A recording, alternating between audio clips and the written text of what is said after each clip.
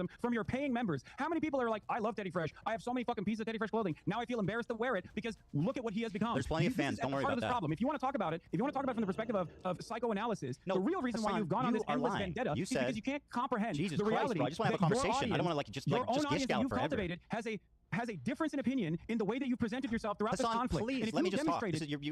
You say your community has nothing to do with the harassment that I've received. Ethan, please, Hassan, let me finish your point. If you demonstrated, you gotta let me finish your point. This is ridiculous. I'm gonna mute you and just keep talking. Okay, that's great.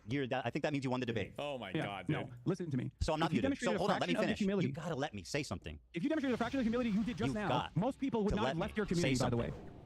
I don't care that they left the community. That was obvious. You definitely do. I've got plenty of fans left. Don't worry. Here, listen. You claim your community has nothing to do with the harassment, yet you said in the same breath that your chat linked you to H3 Snark, the subreddit primarily responsible for coordinating that harassment, and you pulled it up on your stream. Do you have evidence that H3 Snark called CPS on you? Did I say that? Like random anonymous Did I say that? Wait. I said they're primarily responsible for harassing. Look at the difference. Look at the standard of evidence now, right? Hold on, whoa. You're saying they're harassing you? Well, excuse me. I need this hyper-specific example of this one particular thing that was done. Like, oh my God, dude. Yeah. Who called CPS? What the fuck? So, I don't know. Did I claim they did? You're dodging, bro. You are absolutely dodging. You claim your community has nothing to do with the harassment, yet you were browsing H3 Snark. Now, let me ask you this, Hassan. How many times have I browsed the Destiny subreddit on my show? Have blamed virtually everyone for calling CPS. Answer my question. What? So you don't know who called CPS, and yet for the past couple of months, you've been like, it's whoever I don't like that has called CPS. No. And now you're claiming that my community is responsible for it. I think it's the tone. No, bro, what is wrong with you? Did I say your community called CPS? The harassment campaign is much more broad than that. You're inferring it. You can't address an actual issue, so you turn it into you're straw manning, basically. I'm saying your community is responsible for participating in this harassment campaign. You said chat sent you this link, did they not? Yes, last week. What are you talking about?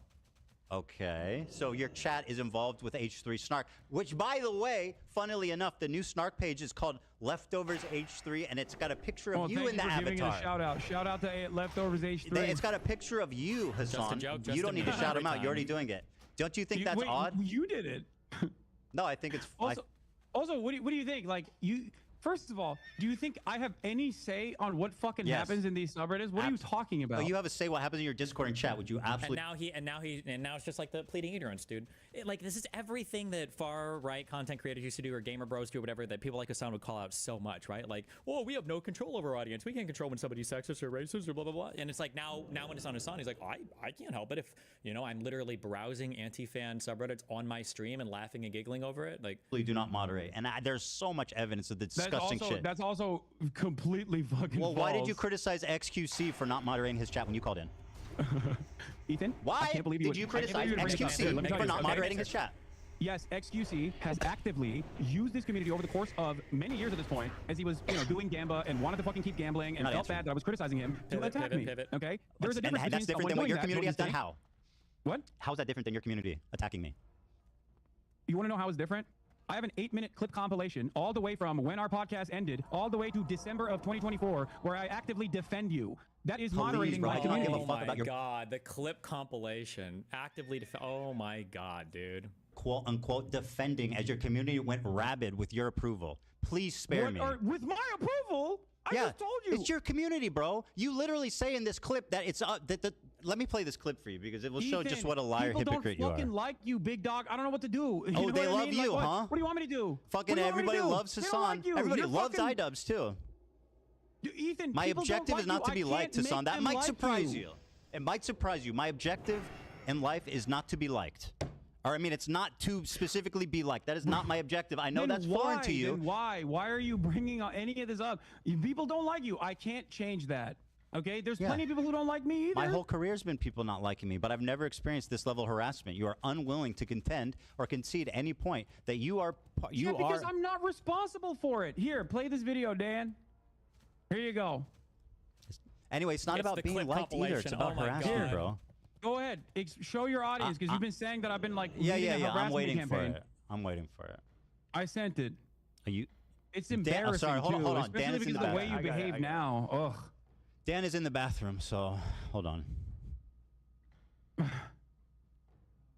You okay? My argument with you in that conversation where I said there's not anything I can do was literally because of the way you were presenting yourself. In the conversation that we had, you inferred that JVP was akin to capos. You said that from the river to the sea, Palestine will be free. I'm not going to let you stunlock me again. Another pathetic fucking Jewish lie. people. Holy shit. You literally fucking posted about a pro-Palestinian dude on Twitter saying that he would be thrown off of roofs like fucking Hamas is ISIS. If you say all of that, if it walks like a duck, it quacks like a duck, most people are going to not think that you're a chicken. They're going to think you're a duck. Okay, I'm not going to get sunlocked by these insane accusations. I never called them capos. That's what you said. That's part of the harassment campaign. You put those words in my mouth, and now it's something that I still hear. I have never called them capos. Wait. So you haven't, as recently as a month ago, still called them token Jews that they are completely off base with the rest of the Is that the same as of the movement.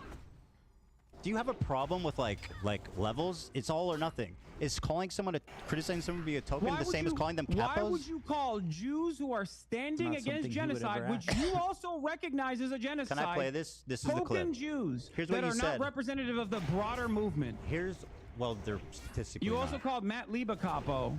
Matt Lieb's a disgusting human being who platformed Bad Empanada. Who's like So you do have a problem. You do have a problem with Matt Lieb specifically. Jews yes. that you don't like, and you are quick I have to a call problem them with capos. Matt Lieb, who's platforming Bad Empanada. Yes, clearly. Is there? You don't like Bad Empanada. You understand? A year ago, you were talking about how crazy he was. But I'm not. But suddenly, when he starts talking about me, he's your best friend. Interesting. Yeah, you're right. You're right. I think Bad Empanada is insane. But you know what? I also and all of a sudden, you love his videos. Why is that? Bad Empanada. Why do you love his videos suddenly? Before you pledged never to watch his videos on stream. Why do you love them now? Oh, because he did not want me reacting to his videos. That is insane, pathetic. Oh my God, he's so weirdly. Who's platforming Bad Empanada? Yes, clearly. Is there? You don't like Bad Empanada. You understand? A year ago, you were talking about how crazy he was. But I'm not. But suddenly, when he starts talking about me, he's your best friend. Interesting. Yeah, you're right. You're right. I think Bad Empanada is insane. But you know what? I also and all of a sudden, you love his videos. Why is that? Bad Empanada. Why do you love his videos suddenly? Before you pledged never to watch his videos on stream. Why do you love them now? Oh, because he did not want me reacting to his videos. That is insane, pathetic. Oh my God, he's so weirdly. I just didn't watch the videos because please tell me Ethan has the clip of Hassan talking about how unhinged Bad Empanada is. Hassan is saying he just didn't watch it because Bad Empanada said he didn't want him to. Oh my God, no shot, dude. Face that's lie. What it is. No, he said. You literally told. Oh my God, dude. I have. Okay, first of all, let me play this clip of you criticizing XQC. Okay, wait. All these other did you ask for it? Actually, hold on. You asked for this. Here's what you said. Because it's not something. Oh my God! Wait, I sent you a clip. All these Why other aren't you playing content that creators, actually, whipping their communities when their chat is going fucking absolutely bananas over random dumb shit and bringing my name up for no fucking reason. That you were just allowing that shit to run rampant in your chat, and I thought that was fucked up. Ethan, I love you, but there's only so much I can do, especially as someone who thought we were fucking friends. I think that's a reasonable expectation for someone who you consider to be a friend. The problem wasn't that he was so Palestinian. Yeah, you have to show my clip now. It makes sense. Okay, no, great. Show my clip. Sure. Show my clip that I sent Dan. Yeah, no problem. But you. Here you go. I'm gonna pull it up for you. Oh yeah, TikTok. This is gonna be good. Ethan Klein debunked 7 minutes, bro. Hold on. I'm not gonna watch the 7 minute clip. Where do you want me to watch? 7 minutes of it. Okay, you think if I just play it from the beginning, they'll get the gist of it? Yeah. Okay. Oh, you'll get it. All right. And you can skip towards like the end too if you want, like towards the middle. By the way, this has 1,000 likes, bro. Are you name searching yourself or what? No, the person who made it sent it to me. Oh, okay. Nice. I guess it's hard hitting. Ethan is a mega Zionist. You are wrong. Okay. Trust me. I don't think you know. I don't think you know many Zionists if you think Ethan is a mega Zionist. Not even close, dude. Time and time. Funnily enough, that's still true. Wow. Again, I've spoken about how Ethan is not your enemy. A person who cries when a Palestinian child dies is not your enemy. Okay? He's not. I've said these exact words over and over again. The problem is that your community is obviously an unhinged, and if you don't defend me, my community is going to get mad at you. It's definitely just an optics play, which, by the way, you never stuck to. Shut up. Keep playing. Let me guess. It's more videos of you defending me? Keep playing. Enough. I told people in this community and people everywhere that will listen to what I have to say that you have to choose who you are actually angry at. There are people who are so loud and so proud about the ethnic cleansing campaign that Palestinians are experiencing currently. Go yell at them. He's been shitting on you on his members-only streams. I don't care. I don't care. Bro literally shot on you yesterday and his coworker for saying from the river to the sea, sorry, dog. I don't care. I watched a minute of it. I really don't give a fuck what you said. Keep going. No, why? It's 7 minutes we've watched long, a bro. lot of your clips. Spare the Keep going. audience. This is about you. Go on. What are we gonna glean from watching longer? Keep playing it. This is just November 1st. Nah, I don't want to finish Go to the middle. it. I know what it is. You talk kindly about. Okay, here I'll go to the middle for you. Okay. You think I'm not moderating my fucking community? You absolutely are not. Trying to get people to stop no, yelling about you at that point? Okay, let me go to the middle so you can have your thing, and then we'll move on. And it frustrates me to no fucking end. I've told you this time and time again, in this time frame, just like I kept telling you, Ethan is not your enemy over and over again. That's why I love iDubbbz, Ethan as well, people that have actually changed course, recognize their mistakes. Okay, I mean, yeah, we get the idea. It's fine. You know what I mean? You're the best friend ever. By the way. Whoa. No, whoa. My turn. Well, I was You were just screaming, play the video. You told me to shut I wasn't up. Moderating my community and claiming that you screamed to shut up and play the video. So I'm going to ask you to return the favor at this moment. You claimed that you didn't watch. Here's what you said about Bad Empanada. You lied to me and said you don't watch his videos because he asked you not to. Magically, when he started talking about me, you became his biggest fan, and you watch his videos on your stream regularly, which has resulted in an explosion of his popularity. Here's what you said about him a year before this conflict. Banana video on nice shirt, by the way. I'm just letting you guys know. If you think I'm gonna fucking watch a YouTube essay from a dude literally Fuck. Hold on, we'll go back and listen. Just real quick, Ethan's killer argument here is, why is there a clip compilation of you telling your community to stop hating on me? Doesn't that demonstrate in and of itself that your community fucking hates me? Where is that coming from? What's happening there? That's what he should have said. What you said about him a year before this conflict.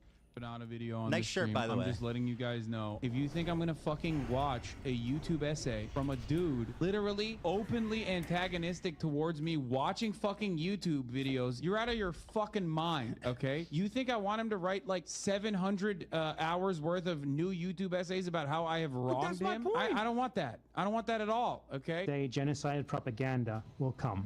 Thanks for watching. That's in the clip, Free Ethan. Palestine. You keep doing this thing. Thanks for watching. The clip. Yeah, go support this. I'm playing the clip. Just chill out. I said it. I told you why I wasn't watching that episode. Oh my God, Hassan, you're talking over the clip. You need to let it play, okay? You're making the clip unwatchable. Mine, okay? You think I want him to write? Bro, it's just a minute long. You can chill for a minute. Will come. Thanks for watching. Free Palestine. Thanks for watching. Yeah, go support this dipshit that I do appreciate, regardless of my disagreements with him. That's you now. On his optics and the ways that he conducts himself with regular frequency. Link to his page. Ultimately, stop linking the Adam Friedland shit. It's a shitty set of tweets. That's great. It's really epic when somebody can come in and be like, "Oh, I don't care about this. I'm gonna sarcastically tweet because I don't care." Like that's great. That's good. Stop linking his tweets. They're retarded. No one cares. His product, his YouTube essays, as a standalone entity, is always solid. We're such a fucking freak, dude. Oh my lord, he's such a goddamn freak. He is the most insane person. He has like 7,000 accounts. I just said I have an official blockade on Bad Empanada videos on this broadcast while I'm live. That's number one. And number two, he's not just mean on Twitter. He is a psychopath. Okay, True. The idea that he's just correct. By the way, the guy who's a psychopath, who's not just mean on Twitter, who has 7,000 accounts, as you say, is somebody that you gleefully platform his videos about me. So I'm just saying, your community doesn't do harassment, right? Let's just promote Bad Empanada, who literally exists to harass people by your own fucking definition. None of the things that you just showed is ridiculous. He's not just you're doing it right now. Most insane person on Twitter. Yeah.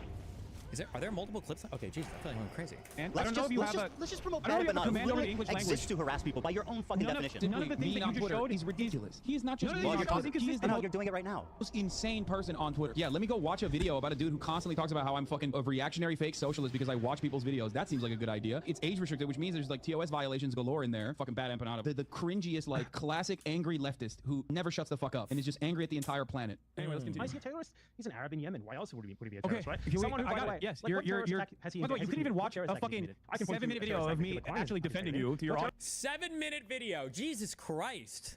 Because that would kind of betray the narrative. It's almost done. It's almost done. He would perhaps benefit tremendously if I did watch his YouTube videos on this channel, but I'm never gonna fucking do that. So you said he would benefit tremendously if I watched him, but I will never fucking do that until he starts shitting on Ethan. By the way, my community doesn't harass people. That's not true. Let me explain to you absolutely, what. provably, do you want to hear my perspective, or do you want to fucking just keep playing clips? He's going to talk about Frogan and them, they getting harassed, and the ADL stuff and people getting banned. That's what they're doing. He's about to do it. Your production team put together. Okay, so Bad Empanada. Sorry for preparing. No. There's no problem with that. I mean, you're still doing a horrible job at it, but it's all good. We'll see. So Bad Empanada is crazy. I still say that. He attacks me all the fucking time. He says I'm a Jewish exceptionalist Zionist. Okay. Oh my God. There's disagreements that I have with Bad Empanada. There's disagreements with his tactics, as I've shown in that video, as I've said in that video. There's disagreements with the way he presents himself. But if you notice in that video, I also said something.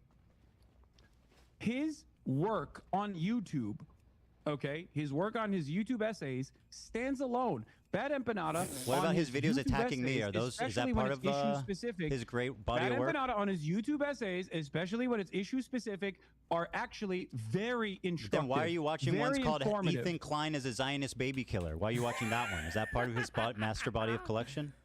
Is that part of the Criterion collection there, buddy? Yes. Why does Bad... Okay, it is good. Why does Bad Empanada roleplay hunting Hila and killing her in video games? Have I ever said that I think that's appropriate? I think... Oh my God, of course not. Dude. But what you are doing is endorsing this guy. Do I agree with you that Bad Empanada is crazy and also does crazy shit because he's a fucking scraggly internet troll who is... Remember, before he was saying, by the way, he's so crazy he will never platform him. But now he's just like wacky, LOL. Once again, as a separate... You know, you like... Also, remember... Me bringing on Fuentes to literally debate him every single fucking time makes me a Nazi, by the way. But him just verbatim playing down all of Bad Empanada's hit pieces on Ethan, well, you know, what are you gonna do? Sometimes he's wacky, sometimes not, LOL. Compartmentalize Israel proper from doing a genocide. I like to compartmentalize the content that I'm consuming from a guy who I do think is doing well-sourced, well-researched YouTube essays, who also happens to be a fucking freak. Ethan Klein is a Zionist dog, and by the way, I want to kill his wife. Like, remember... I'm so crazy toxic that the fact that Ethan might have even talked to my co-host on a podcast or has even been on my subreddit is enough to discredit everything that Ethan says. But Hassan, full-scale consuming all of Bad Empanada's hit pieces on Ethan, you know, he's wacky sometimes, LOL. Reason why that I can compartmentalize, by the way. YouTube essays, who also happens to be a fucking freak. Ethan Klein is a Zionist dog, and by the way, I want to kill his wife. The reason why that blockade ended, and I've watched other... Also, I'm sorry, there's just so many lies, it's hard to keep up. Keep in mind, too, here, this started off with Hassan saying that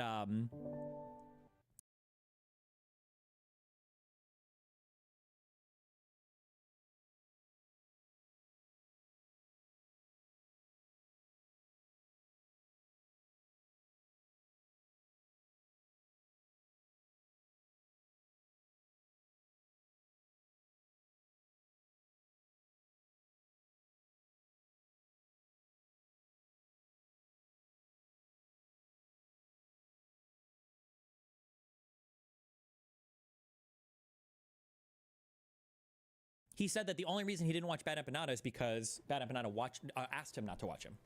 And now we've switched to a totally different argument because that was blown up in real time, right? Who also happens to be a fucking freak. Ethan Klein is a Zionist dog, and by the way, I want to kill his wife. The reason why that blockade ended, and I've watched...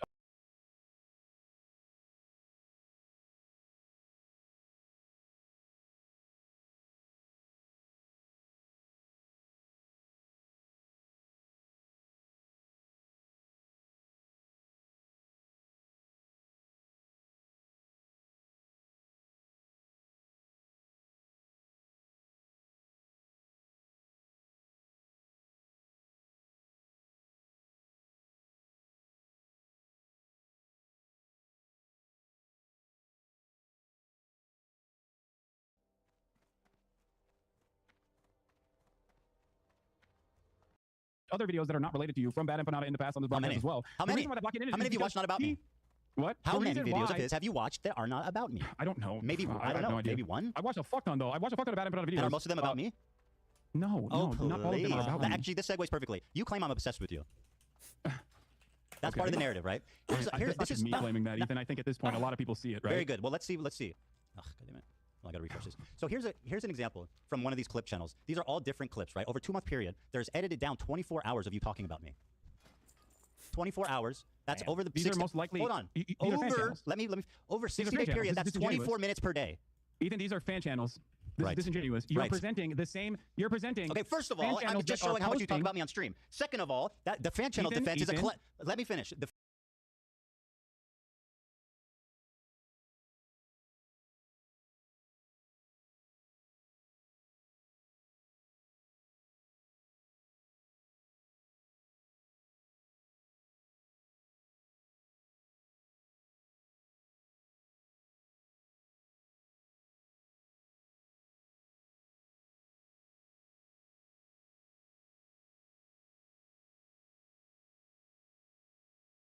You may have seen this Wowhead article recently that talks about getting permanent sunshades in Season of Discovery. If you don't play Warrior, here's the lowdown. In Phase 4, Warriors were given a new rune, Sudden Death, which has a 10% chance to proc purple wings and let us execute a target regardless of their current HP. To get the Sudden Death rune, we had to go fight the Wandering Swordsman in Silithus, a recurring figure that we had to beat to acquire various runes each phase. When you go to get the Sudden Death rune in Silithus, the Wandering Swordsman teleports you to an arena above AQ 40, where he reveals his true form as Khonsu, a warrior god who tests mortals' ability to fight in combat. Khonsu has 3 difficulties: easy, medium, and hard. Normally you only need to complete easy to acquire the rune. When you beat Khonsu on hard mode, he rewards you with a permanent buff called Astral Perfect Victory. It's called this because on hard mode, if you get hit by a single mechanic, you lose. You need to be flawless. Astral Perfect Victory is also required to equip the Sunshades that warriors receive as a bonus reward when they complete the questline for the Shockwave rune. For most of Phase 4, these stacks were seen as a flex, a way to show that you're good at the game and that you were able to beat him several times. Throughout most of Phase 4, having 2 to 3 stacks was considered to be impressive. Even today, most warriors don't even have 1 stack. Last week though, a player in the Warrior Discord named Hobe got really bored and decided to see how far he could take the stacks. When Hobe got to 17 stacks, he discovered something new. He was rewarded with the buff Dedication, which gives you a permanent set of sunglasses on your character's head, even with normal gear equipped. Since discovering this achievement, tons of warriors have been flocking to Silithus to test their mettle against Khonsu. I absolutely love when Blizzard does stuff like this. It brings me back because to Cleave, Death, Warbringer, Wrecking Crew. Please position yourself optimally in a way that lets you dodge either mechanic. Once a cycle is complete, he'll summon astral wraiths around the edges of the platform. This is the easiest part of the fight, as you will simply keep on the move, only standing still for up to 1 second at a time. I found that for every mechanic of the fight, it's best to always be moving in a circular motion, clockwise or counterclockwise, so that you're already moving when a mechanic is used. This is because occasionally Khonsu will desync, and he'll use his mechanics in very quick succession. I don't know if this is intended or a bug. If it's intended, it's a good test of your skill, but it also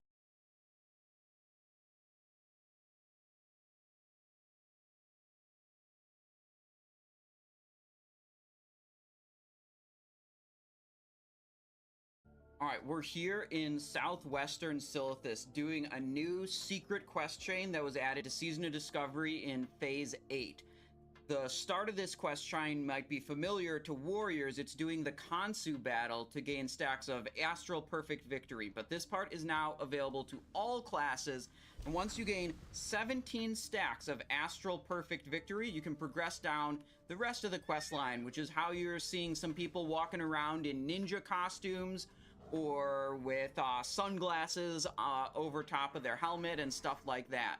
Where you want to go to start this out is, like I said, southwestern Silithus. Here's the map. We're all the way down here, and you want to click this stone right here, the sky deck. That'll teleport you up here. We are currently on our best run right now. I said you need to beat this guy 17 times in a row. We beat him 14 times in a row. So we need 3 more victories. So you're going to be able to see me do this, hopefully not screw up. And acquire some sweet sunglasses. We talked to the Wandering Swordsman here, and you select hard difficulty, medium difficulty, easy difficulty. When I'm fighting the boss, I need to stay locked in. He's going to do a lot of different abilities, and the main thing is you just dodge those abilities. Before we go in, let me show you what I'm working with. We have 4-piece Death Dealer battle armor to get the blood shield effect or blood barrier effect from Main Gauche and Sinister Strike. This is going to give us so much health that even if he hits us with one of his attacks, we can survive it. And while, like, you're not going to be very successful on this if you're not capable of dodging the attacks, sometimes he kind of bugs out a little bit, or the hitbox of the ability isn't very clear, which can be very frustrating when you believe you're out of the ability, or he just, like, bugs and, like, turns right, you know, whatever. Having the ability to live through one of these attacks is, very helpful for improving your consistency, but you could also elect to just get good instead. The talents we have are basically for a mutilate build, but we elected to switch into the main Gauche runes instead. And then I have a bunch of stamina buffs to help me try to not get owned. So let's do it. We're fighting Khonsu, the Night Traveler, I think is what he's called. Yeah, Khonsu the Night Traveler. So, check this out. Move. Move. The fan channel thing is a clever part of your disinformation campaign to avoid any responsibility. True. The fact is, if I wanted to show all your fan channels, this is how many fucking videos was uploaded about me in the last 22 days. You think that's regular? Oh no! You think that's regular? Ethan, I have no Who's control over my obsessed fan with channels. What do you mean? You're literally... I have no control over my fan channels, but by the way, Destiny is literally pulling the strings and controlling every single aspect of your life and every single part of your life, and maybe even the entire Israeli government, okay? The reason why I'm not anti-Semitic is because I can't be anti-Semitic. I don't even believe that Jews control the world. I think that Destiny controls the world through the Jews, okay? But also, I have no control, and I don't know if there's 700 fan channels that are constantly posting me shitting on you. I mean, what am I going to do, LOL? Showing the same... I say one thing on 66 on my Twitch videos stream. about me. I say one thing on my Twitch stream. Fan channels make the video of the same thing and you over and over love again. it. It's all part, so you don't ever have to accept responsibility. It actually is, but it's actually the same fucking video. True. Yeah. No. Well, so yeah, this is the no. It's the same moment. No. This has the same moments. The last one does not. Same moment multiplied. No, Go this back one to does the not have fucking this. photo. No, this one does not have the same moments. This one is unique. Times you talked about me on your stream. Well, why are you deny that you talked about me for 24 hours of unedited content the past 2 months, 24 minutes per day, 7 days a week? For the past 2 months. Yes, 24 minutes a day. I don't deny that, probably. Okay, so, because I think you are up until this very moment, you have presented yourself as someone who is actually playing a formative role in deplatforming pro-Palestinian content creators. That was the reason why I'm having this conversation with you. Also, now, I'm glad that you brought up the obsession. Do you think this is reasonable? I have some numbers as well. Hold on, you're accusing me of being obsessed, Hassan. Is this reasonable, or is this obsessed behavior? At what point does it become obsessed behavior? At 30 minutes per day? Because I don't talk about you that much, not even close.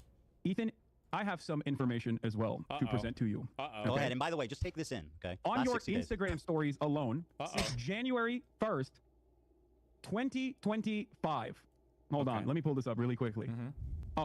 You have, on your Instagram stories, not including clips, since January 31st, you have mentioned me 110 times. What? Based on what? I don't believe that. On your Instagram hold on. story From what period of time? January 31st. Hold on.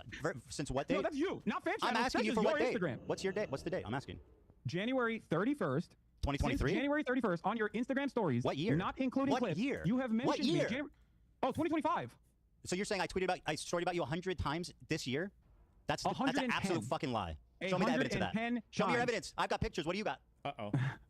I talked about you 110 times. Show me. Clips. You have basically 1.2 posts per. Does he not have? Did Hassan not have any clips? Is it just something his subreddit posted, or?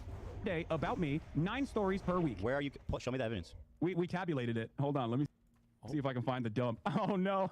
Oh no! Oh, Son, it's shocking. It shocked you, it seems. Sure, yeah. But this isn't a somehow. By the way, this doesn't surprise you. 66 videos about me in the last 2 months. They're not my channels. They operate with your approval, under your direction. It's part of your disinfo campaign to avoid responsibility. So obvious. Within the context. It's almost always within the context of you literally fucking Hospi, when are we in agreement? Hassan, you say called me stupid, and I said my you're video streaming is bad, it, bro. Wait. You're streaming the hate videos. You're streaming. This is what you stream. I make a story. Your entire fucking stream is a hate video. What are you talking about? Your entire subreddit is a hate subreddit against me, which is fine. You want to do that, you can do that. That's precisely the reason why Reddit literally got back to you when you fucking cried to them about the snark channels and said, what are you talking about? You basically have a harassment channel on Reddit. How are you complaining about this? What? Based? Okay. Not only that, but you also tried to sue anonymous Redditors to dox them. When did I try to sue? Whoa. You wanted to dox them to their families. What? This is on your frivolous lawsuits to Redditors, to anonymous Redditors, knowing full well that they would be scared into submission. You also posted about that on your Instagram stories Can anonymous Redditors defame you and harass you? Can anonymous posters who literally posted fake, they doctored posts, posted it on our subreddit saying I was banning people who are wishing a happy Ramadan. Okay, and that went viral. I don't even know what the deal was. I don't even know what the fuck that was about. It's an outright lie. Hold on, dude. Let me respond. Did you not get your lawyer? You need to stop because I'm gonna. Did you not get your lawyer to try to bully, extort people that are anonymous Redditors? Remember, you have no idea, by the way. Or I'm sorry, you have no confidence in your argument if you have to keep cutting them off like this. Hassan knows that he has a narrative, he wants to push it out, and that's it. And he can't let Ethan respond because it'll blow up his framing of things. Who's extorting? They said some shit about you. Bro, let me answer. Are you just going to fucking get... Okay. You want to make this interview unwatchable? Is that your goal? Yeah, go on. Kind of, right? So let me talk. These anonymous posters, okay, were showing pictures of the front of our office, organizing to meet there. They were... What? I know you haven't seen it, but it's true. They have documented... I have proof of them faking a post saying I was banning people wishing Ramadan that was posted to Snark, that went viral in your community, was picked up by people in your community, leftist Twitter, TikTok, etc. It was an outright lie. It was defamation. And by the way, fuck yeah, those people should be held accountable. You can find one instance where I've talked about you, Ramadan, whatever the fuck. I'm explaining the context, dude. You're accusing me of something. I'm until this moment. What are you talking about? Bro, you're unreal. I'm explaining the context. How's that weird? You accuse me of something. I'm explaining why. Because you're saying that I'm responsible for this I have no fucking clue. No, I'm not. What you're talking about? I only saw the litigation. Is it ever, Hassan? Is it ever okay to sue a random Redditor for a reason? Is there ever a good reason? There could be. Okay, very good. Well, they were fucking. Do you think? Okay. About this great. instance, It's not that crazy then. One of the redditors that you sued. I didn't sue anyone. Not First of only all, did you sue for copyright infringement, Hassan, but in you're the process, you are absolute. Hold on, you're lying. So in you the have to stop. process of I have suing them not for sued copyright anybody. infringement, your lawyer demanded such insane things. Your only option to avoid litigation: you provide our office with all correspondence you've had with the moderators of H3 Snark. You provide our office with all correspondence you've had with other H3 Snark users. You provide our office with all correspondence you have had with Reddit.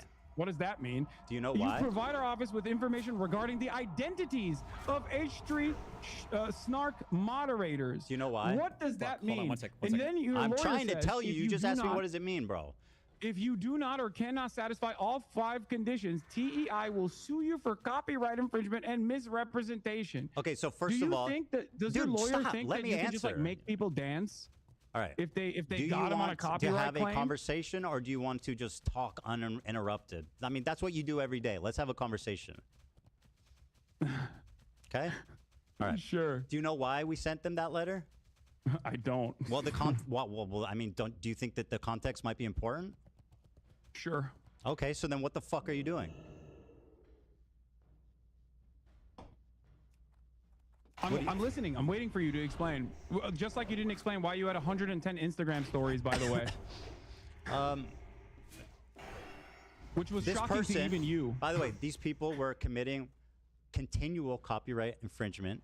They were posting clips with the stated intention, Hassan, of stealing views from us. This person, we took down the DMC post, and they erroneously. Views from you how? By I'm sorry. Do you want me to respond? This person stealing views from you how? Because they by say posting on Reddit. Yes. Duh. What the fuck are you talking about? Really? So you're admitting that you literally filed a fucking frivolous, really are stupid. A frivolous copyright infringement lawsuit. Do you know what a law? Fair use. Do you know the difference between a letter and a lawsuit? Filed a frivolous lawsuit to try and stop people from criticizing you on Reddit. Did I say Do you know how many people criticize me on my Reddit? I didn't say criticize. Do you know how many people criticize me on your Reddit? Reddit? Oh my god, this is so Imagine pointless. if I was fucking suing them. Bro, how much would you talk about that? You know what? I want to ask you something. They're posting paywalled. They were posting paywalled content and saying, "Watch it here so that you don't support Ethan." Now. Okay, spare me. Now let me ask you a question because this is fucking dumb. Okay, you always say that whenever. First of all, let me give you a stat. Mr. You've watched 11 hate videos about me since this has started. Do you know how many I've watched about you on stream? Your whole stream is a hate video. Zero. had Bro. 0 people hold my hand through some obscene hate videos. You've watched 11 of them. Now let me ask you this: whenever I make a response to these videos, for example, the content cop, you say you don't have time because you need to get to the news, which is something important. Then how the fuck do you have 19 hours straight, uninterrupted, to watch 11 hate videos, but you're not willing to show my response? Don't you think that's a bit cowardly? No, I don't. Wow, Because what's well, cowardly is ducking me for the past Ducking you? I'm 4 sitting in months. front of you. When you dropped the content nuke, I said I'm willing to talk to you, and you knew it wasn't my going to look God, good, bro. as So today has demonstrated. I said just and watch that's precisely why you tried to add additional watch the qualifications video. to it, like, oh, just watch my video, just watch my Yeah, video. that's super reasonable. Why the fuck would I have a conversation with you about a video you haven't seen? Because it's me. I'm speaking. I It's know not the a clip biography. You understand that, Ethan, right? can I ask Do you a question understand for the you? difference between a biography and a video that's critical of your positions? Do you understand the difference? Hold Ethan, on. Do you understand? Because I'm not sure you understand. What's interesting It's for not all a the people who are biography, tuning in Hassan. right It's not now- about the points in your life, about your mom and your dad and growing up with your family. I'm making specific arguments that I've articulated that you have not seen. So how the very fuck? poorly, by the way. How do you know that? You haven't watched it. Because I'm talking to you. Because I've watched And 11 you hate haven't- videos. And you haven't articulated a single good point yet. But By the way, I also, said I would I'll debate tell you if you why. watched it. It's very simple. I'll tell you why. I'll tell you why. You were I'll tell dodging you as why. fuck. Because I responded to your context nuke before the nuke came out. What you can't provide, There by is the a way. video on my channel. There's a video on my channel that I urge all of you who are interested to go and watch. It is sitting at like what, 600,000 views? Not that many people watch it as opposed to the content nuke, okay? In that video, you will notice that months prior to Ethan's context puke, months prior to that, I addressed every single claim he made. You didn't in watch the his video. How do you know do that? I have the capacity to? You didn't watch the video. Do I have the capacity? So to where'd see you the get the future? list? Do someone send you a list of all my points? How? Why not How just did I watch the answer video all then? of his Why not questions? just watch the video? It seems Wait, cowardly. did You're I like, get a I list don't want of to all watch your the video. points? Just send me Did a I get a list list of of all all your the points, things. So Ethan? I don't want to Ethan? get my feelings hurt. And maybe Ethan, he was making a good point. You have in Why the not watch the cringiest ways video? possible considered yourself to be Kendrick Lamar in this beef, this one-sided beef that you created initially. That's That I right. didn't respond to rewind until a you bit. tried to Hold on. Months prior to that, I addressed every single claim he made You didn't in watch his the video. How do you know Do that? I have the capacity? You didn't watch the do video. I have the capacity? So to where'd see you get the future? list? Do someone send you a list of all my points? How? Why not How just did watch I the video answer all then? of his Why not questions? just watch the video? It seems Wait, cowardly. do You're I like, get a I list don't of all watch the your video. points? Just send me Do I a get a list list of of all all the your points, things. So I Ethan? don't want to Ethan? get. Why would you get a list? Why can't you just watch it? You literally watched. You've watched everything else. You watched the content cop the second it came out. My feelings hurt, and maybe Ethan, you he's making a consider good yourself, point. you have in Why the not watch the cringiest ways video? possible considered yourself to be Kendrick Lamar in this beef, this one-sided beef that you created initially. That's That I right. didn't respond to until you tried to deplatform me and people who are pro-Palestine. Okay. Who cannot, So by let the me way, explain to you being something. pro-Palestine Why means did I you are have- infallible, why can did I never have be all the criticized. That's information? awesome logic. Why You did want I to talk have all about the the content information that I nuke, actually Hassan? responded to? Hassan, you want to talk about the content nuke? Can you name one Ethan said Hassan watched 11 hate videos and 19 hours of content hating on Ethan. Nice. clip that was out of context? You call it the context puke. Name one Oh, the context question. Uh-oh. clip that was taken out of context. Go ahead. Watch my video and you'll find out. Name one. Wow, and he won't even say it. He's such a fucking pussy, dude. He's so cowardly. What a loser. You're talking right now. Why would you quote a video? You're talking. Just say it. Watch my video. Go ahead. It's about me. No, I'm kidding. I'll show you. Okay. So Oh, good job. one of the Good best one. examples that we Hilarious, epic. were initially going to get to, and then we went on a long, drawn-out sequence over What's out of sexual context? assaults, is that one of the clips that you used in your context nuke was the claim that I deny rapes happen. It was I from showed evidence. That wasn't out of context. That was an opinion. At the time, that thing that you clipped, where me being like, rapes happening do not change the dynamic for me, which was about. We talked about this, bro. Can we please talk about hold something on, else? hold It's on. exhausting. That argument, quite literally, Why are we was going me over this again, dude? defending the likelihood of rapes happening, cares? Ethan. I wanna Do you talk about feel like that was an something else. appropriate way to show It that was wasn't a out of rape denier? context, bro. It literally wasn't out of context. What else do you have? I Do you showed feel like I showed you. that wasn't out of context? How was it That out is of the context? How was it out of context? Because that was an argument that I was having with a chatter who was saying, why don't you deny that rapes have happened? And I was saying, there is a What about all the other likelihood that ones? they might have happened What because about all the rapes other are ones? actually, What about all the other ones? commonplace, sexual assaults commonplace What in about all the other conflicts in clips? general. So without evidence, I am not going to immediately dismiss these Okay, claims. so here. Do you feel like that was sufficient to show that I was actually that I was actually at that moment saying, I think I like, showed oh, sufficient no. evidence, yes. But the video's an hour and 40 minutes long. It's very long. Wait, That's so one you do example. That's recognize one that small. was out of context? What else is out of context? Go on. Okay, great. All right, let me give you the master list, okay? If you want to watch the context of it, we can also go through these videos as well, or you can just take my word for it, up to you. What do you want to do? You want to go through the videos Give one by me, one, or do you want give me examples that was out of context. Okay. One of the other things that you've consistently done, aside from also the dude that you claimed was my fan, who now you admit wasn't my fan, that you falsely said was my fan. Jiminy fucking cricket. Okay, was the usage of the term inbred. I use inbred as a No. What? Because I have that. Because I knew you were going to do this, and I have the clip pulled. Let's play it, and then you can play it. The Jewish KKK brigades out there, just a bunch of fucking inbred hicks. Imagine the most inbred white supremacist guy you can imagine. Okay. Every week there was another fucking psychopathic settler, inbred fucking douchebag. Oh, these inbred fucking douchebags in the background, dude. A nation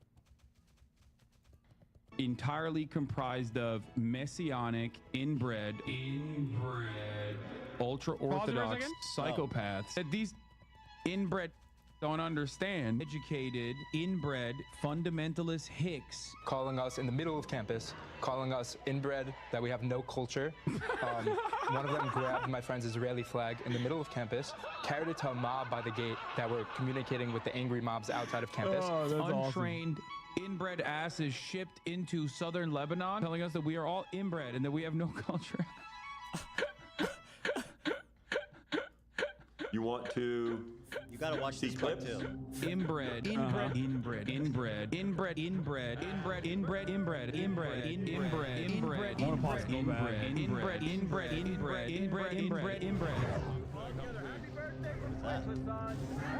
The clips are, and that's not necessarily the algorithm.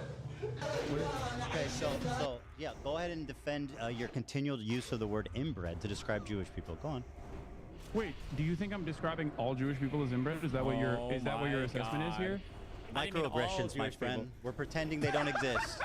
Shut up, dude. You continually refer to Jewish people as inbred. You are such a pussy. Oh my God. Yeah, dude. Of course I'm calling the fucking Kahanist Jewish supremacist settlers inbred. Why is it that you tried to defend the actual Kahanist settlers that were destroying humanitarian aid? When I was calling them fucking inbred, you were like, oh, why? They're just nice young Jewish boys, you said, when describing that fucking video. Did you? So again, Hassan, you have a chronic problem with the truth. Here's what you're talking about. Douchebags in the background, these are just dudes. By the way, this is the difference between me and Hassan. When I get criticized, I pull it up and I watch the fucking criticism. Hassan opens Comrade KC tweets and Snark posts. True. And reads their interpretation of my video. True. Talk about being a pussy. You need people to hold your hands. Let's fucking be real here. Yeah, I'm so scared of you. That's why I wanted to debate you. And this is an ongoing joke with this community. These are just fucking benign dudes. I don't know what the fuck they're doing. It looks like they're doing charity or something. It looks like they've got water or boxes or something, like they're helping. And he's going, oh, look at these inbred fucks. It's like, bro, who are you? What are you? By the way, even if they're doing whatever bad, you're still calling Jewish people inbred repeatedly. You understand that, right? Rubs off on people. They're fucking Nazis, that doesn't make it What's any wrong less with you? They're participating single-handedly in a genocide. Continually to Jewish people as inbred, bro. You don't think that can affect people? I call all racist right-wing reactionaries inbred. It's one of the fucking terms that I can use that isn't like immediately slammed. How about one that doesn't feed into like an anti-Semitic trope? Why did you laugh when that guy said that people were calling them inbred on campus? Why was that funny? What do you mean? Because it's a fucking cry-bully claiming that he was a victim he was of walking harassment. through campus. What? He was walking through campus. How's he a cry-bully? No, he's a cry-bully for going on Fox to be like, I was under attack. I was victimized once again. What was the bully aspect? What do you mean? What do you think a cry-bully is, Hassan? A cry-bully is when you're it's what you guys do, actually, especially people like Frogan. A cry-bully is when you're bullying people, and then you're crying that you're getting anything back. That's a cry-bully. Cry-bullying is not just crying. What? To be a cry-bully, there needs to be a bully aspect. Where's the bully aspect? Have you literally... Oh, you're gonna call him crazy again? Are you just gonna call him crazy again? Does he not know what cry-bully is, or? Your goddamn Bel Air mansion for a second and looked at the news? Do you know what's going on? What? So that guy stands in for all Jews or all Israelis? Careful, Hassan's getting into dangerous territory right now. Wait, so you can bully a Jewish person on campus because of something Israel's doing? I thought that was just about Zionism, not Judaism. Or what's going on there? an entire year of genocide side by side with people claiming that Jews are being victimized on college campuses. Please catch him. Please catch him on this. Please catch him on this. Please catch him on this. Has now led to the fucking Gestapo literally packing up pro-Palestinian student activists. You don't think that those fucking dipshits play a role in that on Fox News of all places? What the fuck is wrong with you? Of course you're not pro-Palestine. This is the reason why nobody thinks you're pro-Palestine, okay? Because you do this dumb shit. Because you can't fucking see the world outside of how you feel slighted so you're by. Saying people think I'm pro-Palestine because I don't like your repeated use of the word inbred against Jews? No, that's not what I'm saying. I'm saying that you're running defense for Kahanists who are literally I'm not defending them. I'm attacking you. How is me saying why you are fucking crying about me calling Nazis inbred in the process of them destroying humanitarian aid, going into Gaza, and then you're going, they look like kind boys. Yeah, I took it back immediately. They look like nice boys that were just holding the humanitarian aid. How do you assume that I literally took it back immediately. What the fuck is wrong with you? I admit I was wrong and took it back immediately when I learned the context. Do you know how that works? Oh my God, only Hassan can take it back. Only Hassan can take it back. You want to keep going? Have you piece by piece? No, it's fucking boring. Now it's boring. Because you're a chronic liar. I went back. Maybe I wasn't afraid of the context nuke. Okay? I went back. Maybe I wasn't afraid of it, but I was worried that you were going to fucking clip shit out of context and keep chirping to your audience and lie to them. And now you can't lie to them. And all of a sudden, lo and behold, half of the fucking shit that we've talked about, you backtracked on. Maybe that's the reason why people think you're fucking pro-Israel at a time when you say that they're doing a genocide. God. You said that the Houthi Luffy was not a pirate. He's not. Or I'm sorry, not Houthi affiliated.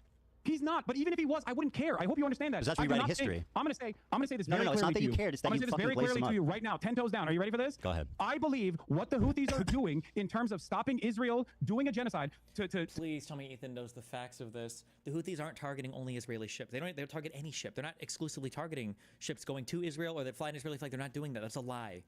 To implement a blockade on the Red Sea is a good thing. 10 toes fucking down. They're on the morally right side. Don't you also think they're on the morally right side? What have they done? You're supposed to. You're saying that it's a genocide. What have they done? What the fuck are they supposed to do? They hijacked a boat that had nothing to do with Israel. Like fucking Bravo. That's not true. That's not true. Really? What was that? What did it have to do with Israel? It was literally owned by an Israeli. It was partially owned. Is a big multi. It was owned by an Israeli island or what? What did he just say? Really? What was that? What did it have to do with Israel? It was literally owned by an Israeli. It was partially owned. Is a big multi-conglomerate company that was partially owned by an Israeli. Yes. So every single boat that has anything to do with any Jewish or Israeli person ever that has any percent stake ownership. What? What? It was bound for fucking for Turkey from India. What do you mean? There was BDS, 5 totally unrelated Filipino fucking prisoners and kept prisoners for a year. In your fucking video. Are you going to take that back too now? Now you admit that you were wrong on that part too? Wow, what are we on? 4? 5? How many points did you actually back on? I don't know what you're accusing me of. What was I wrong about? You said in your video that it had nothing to do with Israel. You claimed that it wasn't owned by an Israeli conglomerate. You were wrong. Partially owned by an Israeli guy? It's British owned. It's owned by a British company. It's an Israeli it's owned by a British company. Ship. So it's owned by a British company. You literally claimed that it was owned by Isle of Man. It was an Isle of Man ship. It is. Like you think all of these ships mysteriously are just owned by that, and it's not a fucking easy flag to get. How much of this? So, if this Jewish or this Israeli guy, 0.5.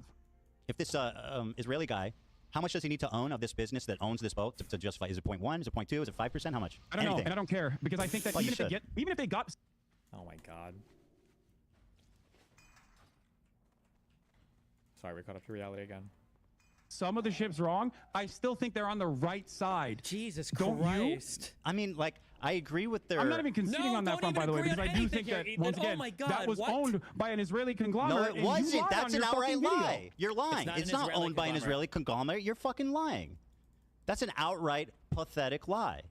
And you're basically running defense for a terrorist organization. Now, do I defend what they do? I think what they're doing... Their message is good. Their method is terrible.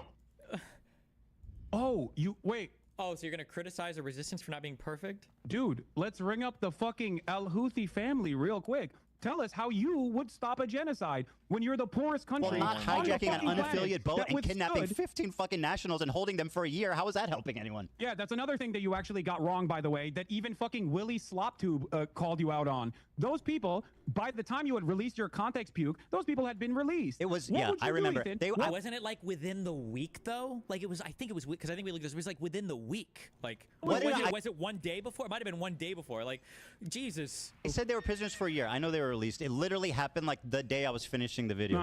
Oh, just you couldn't. They were held. Were they held prisoner for a year? Were they held prisoner for a year? Were they held prisoner for a year? Were they held prisoner for a year? Don't leave this point, Ethan. Held prisoner for a year. Okay. Yeah, they were. That's what I said. Thank you. That was they were all hostage. So how does that help Israel taking a bunch of Filipino fucking unaffiliated sailors hostage for a year? Of deterrence? Well, how's it deterrent? Deterrence to do terrorism? That's so funny. Hassan has literally argued his way, by the way, into the Israeli position that they had pre-73 or pre-94, before they'd actually had any formal peace agreements. That was the Israeli argument. Listen, if you attack us because of anybody, we're coming back at your country. We're blowing the fuck up out of anything on our border because of deterrence, because fuck you. It's not enough for you to host Fedayeen attacks or other types of terrorists, PLO, Hezbollah, whatever. We're going to come in on your country because it's deterrence. That's the Israeli argument. Hilarious that Israel constantly says the reason why we act this way is because it's the only language that the Middle East understands, and Hassan apparently proves that point correct. Israel kidnapping fucking. Do you understand the concept of deterrence? Yes, how is that a deterrence? It is a show of force to stop successfully, mind you, to stop other commercial shipping from going through. They literally bank. So terrorism is justified. Ethan should just get him. So terrorism is justified if it's for a good end, then? And then Hassan will say something like, well, the America does terrorism. Corrupted an entire Israeli board. I'd say that's numbers on the fucking board, baby. And like I said, 10 toes down, support that initiative. Because if you believe it's a genocide, what the fuck are they supposed to do? Should they allow their coastline to continue having commerce as though nothing is going on up there in Palestine, where Israel is doing a genocide in Palestine? How do you think the Yemeni population... That country's been in a civil war for like 100 years. Maybe they should focus on their own shit before trying to stop a genocide. It's something like that's not part of their prerogative right now. Jesus. Should have responded to the Israeli genocide. Should they have sat back and just let it happen? Not Houthi, by the way. And also, they can't say, obviously, they fucking can't say from the river to the sea, Palestine, because that scares you, Ethan. So obviously, they can't do that either. So that's what Norman Finkelstein said. How can people be pro-Palestine in a way that you think is appropriate? Where your example is hijacking an unaffiliated ship and kidnapping 15 sailors? Not unaffiliated. It's not unaffiliated. But even if it was unaffiliated, as I said already, if it was unaffiliated, that wasn't unaffiliated. You lied about that, and you recognize that you lied about that for the record. But if it was, it wasn't. Even if it was they didn't kidnap random people. That's like terrorist shit. Why are they kidnapping random unaffiliated sailors? How are you defending that? You know what's defending them kidnapping these unrelated foreign sailors? Israel fucking blowing up a humanitarian aid flotilla. 1,002. No, I'm not saying you're defending that. I'm just explaining to you what actual terrorism looks like. Well, you are defending terrorism. As of this conversation taking place, Israel last night literally drone strike a fucking humanitarian aid ship that was headed for Gaza off the coastline of Malta. That's real fucking terrorism. What the Houthis are doing, on the other hand, is resistance. And it's not only moral, but it's just. Very good. You're right. You're so righteous. Justice is served. Do you think that the Filipino hostages who were held there for a year agree that that was an awesome, that was an awesome act of resistance? Probably not. Probably not. Can you explain to me what you would do? What would you do? I think, well, first of all, I think that like there's something to be said for stopping the cargo. Like, remember, these guys will literally say, I can't even imagine what these monstrous Zionists and Israel think. I can't even get into their mind. I can't understand it all. But like, why would the Houthis hijack random ships and take Filipino people hostage for a year? Well, they probably feel like they need to do something to stop the genocide in the Gaza Strip, and this is the only way that they could actually have some kind of like, Jesus Christ. On that straight, but they're doing it insanely fucking stupid. They're stopping unaffiliated ships and they're kidnapping unaffiliated people. How is that good? They're doing it bad. It's not an unaffiliated ship, by the way. But even then, you won't explain how it's affiliated. You said it's owned by an Israeli conglomerate. That is an outright lie. Hold on, you're doing disinformation right now. It was not owned by an Israeli conglomerate. You said that. It was a lie. Galaxy Leader is a vehicle carrier that was owned by a British company, operated by a company connected. It was connected. It wasn't even. He didn't even own it. It was connected to an Israeli businessman. Ooh. It was co-owned by a business that this Israeli guy was involved in. Yeah, co-owned by Abraham Ungar. So what? You know his name. What do you mean? It's co-owned by an Israeli. What are we talking about? No, it's co-owned by a company that has an Israeli dude affiliated with it. Well, you asked me how it's connected. It's owned by a British company. You asked me how it's connected. I'm telling you how it's connected. You're lying. And now you don't like that connection. No, you're lying. That's what I'm lying. I'm not lying. The ship info is readily available, Ethan. Yeah, I agree. You know what I mean? It doesn't matter anyway. The problem for me, really, it doesn't. Oh, it doesn't matter. Okay, so that's number 5 that you also presented falsely on your context view. The problem is more the kidnapped sailors. I just don't understand you can justify kidnapping a bunch of unaffiliated sailors. I don't, Ethan. You are. You go. Ethan. Have you ever heard of deterrent? Yeah, walk with me through this carefully. Yeah, please explain to me how it's justifiable to kidnap 15 sailors. What would you do? Ethan, what would you do? You have a better way to do it, I think.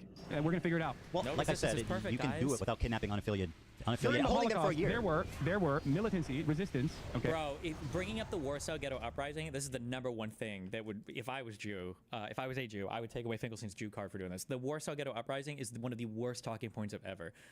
Like, these people were already being shuttled off to death camps. It was the only way they could fight back, and they got fucking slaughtered. I think it was like 1 to 10,000. They killed like 1 Nazi, maybe, I think. Like, this is so not even close to comparable. And they weren't doing random terrorist attacks on random other countries or ships that they could find. Okay, that cut off supply lines. Okay, supply lines for the Nazis. Supply lines for the Nazi military. Supply lines for the Nazi military. Or even sometimes supply lines that actually impacted the civilians. Oh my God. Impacted civilians. Do you feel like that kind of resistance was unwarranted? It's completely irrelevant. Why did they hold them for a year? I don't know. Okay, because they're terrorists. True. What? Because they're terrorists. Yeah, they're terrorists. They kidnap innocent civilians. Are they?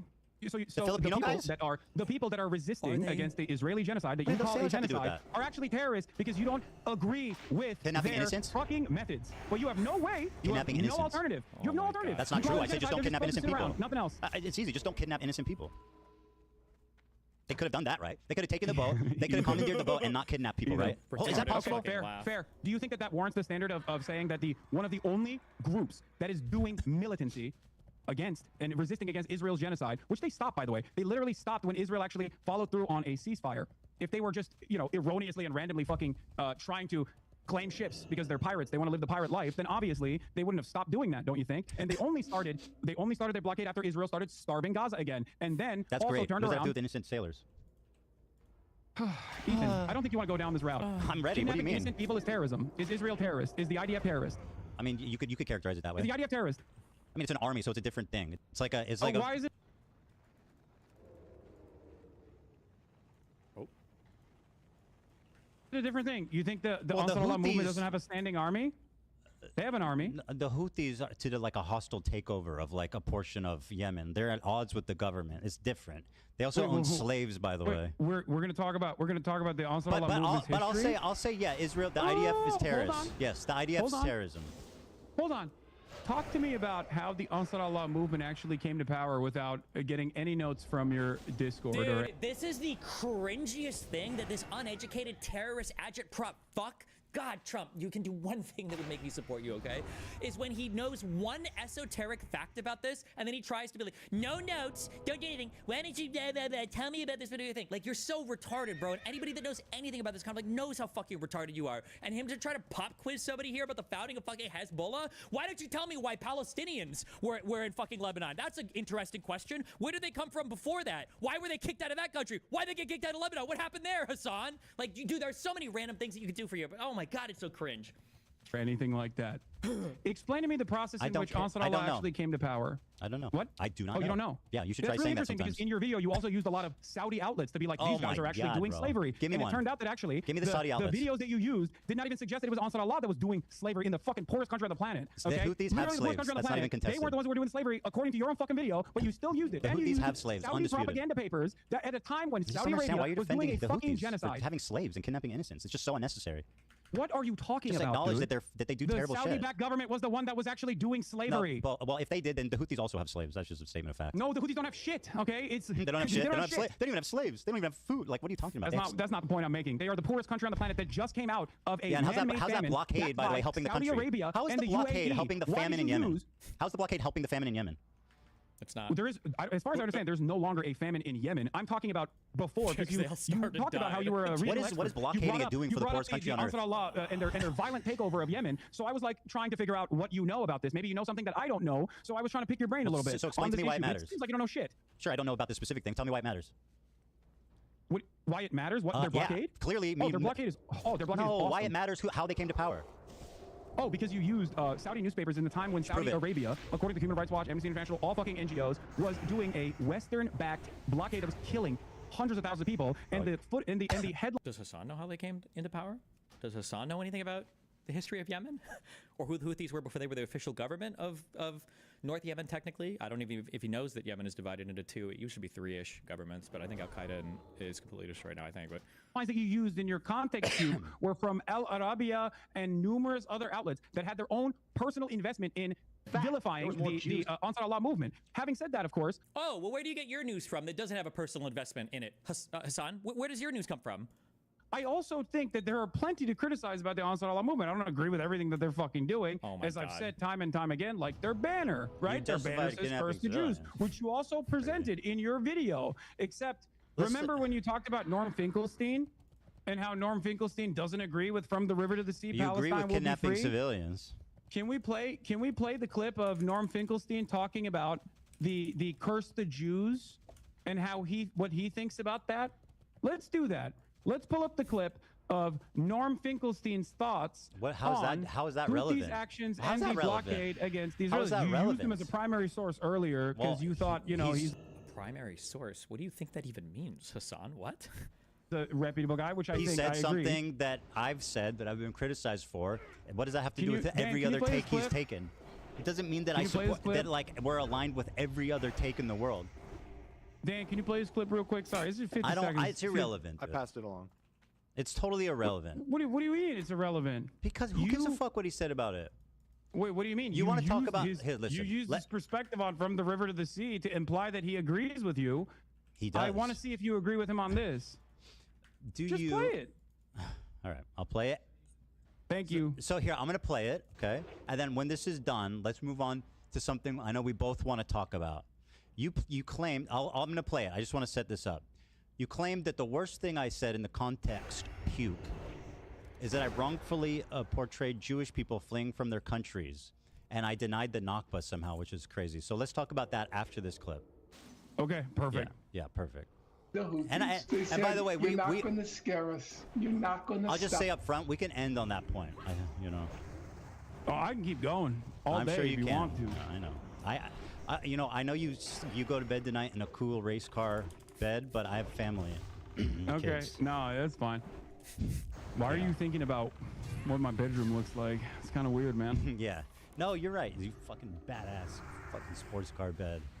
It's a meme. Very odd. As long as the people in Gaza are subjected to a genocide, we won't stop. Do you know all the praise that's given to the Danish government because it helped evacuate Jews during World War II? But is there a case where a totally distant people did that for the people of Gaza? If I were to give a Nobel Peace Prize, I would divide it between three. South African delegation. Number two, those doctors who volunteered to go to Gaza, the Doctors Without Borders and others. One doctor, he was Palestinian. Why don't you leave? Because he had the option. He was able to go. He said, I didn't go to medical school for 30 years to abandon my people. He was killed. And the third, it's the Houthis. If genocide is the crime of crimes, the Houthis are the hero of heroes. Yeah, I mean, the first two examples, I definitely agree. I think it's psychotic to give the Houthis a peace prize. That's nuts. Why?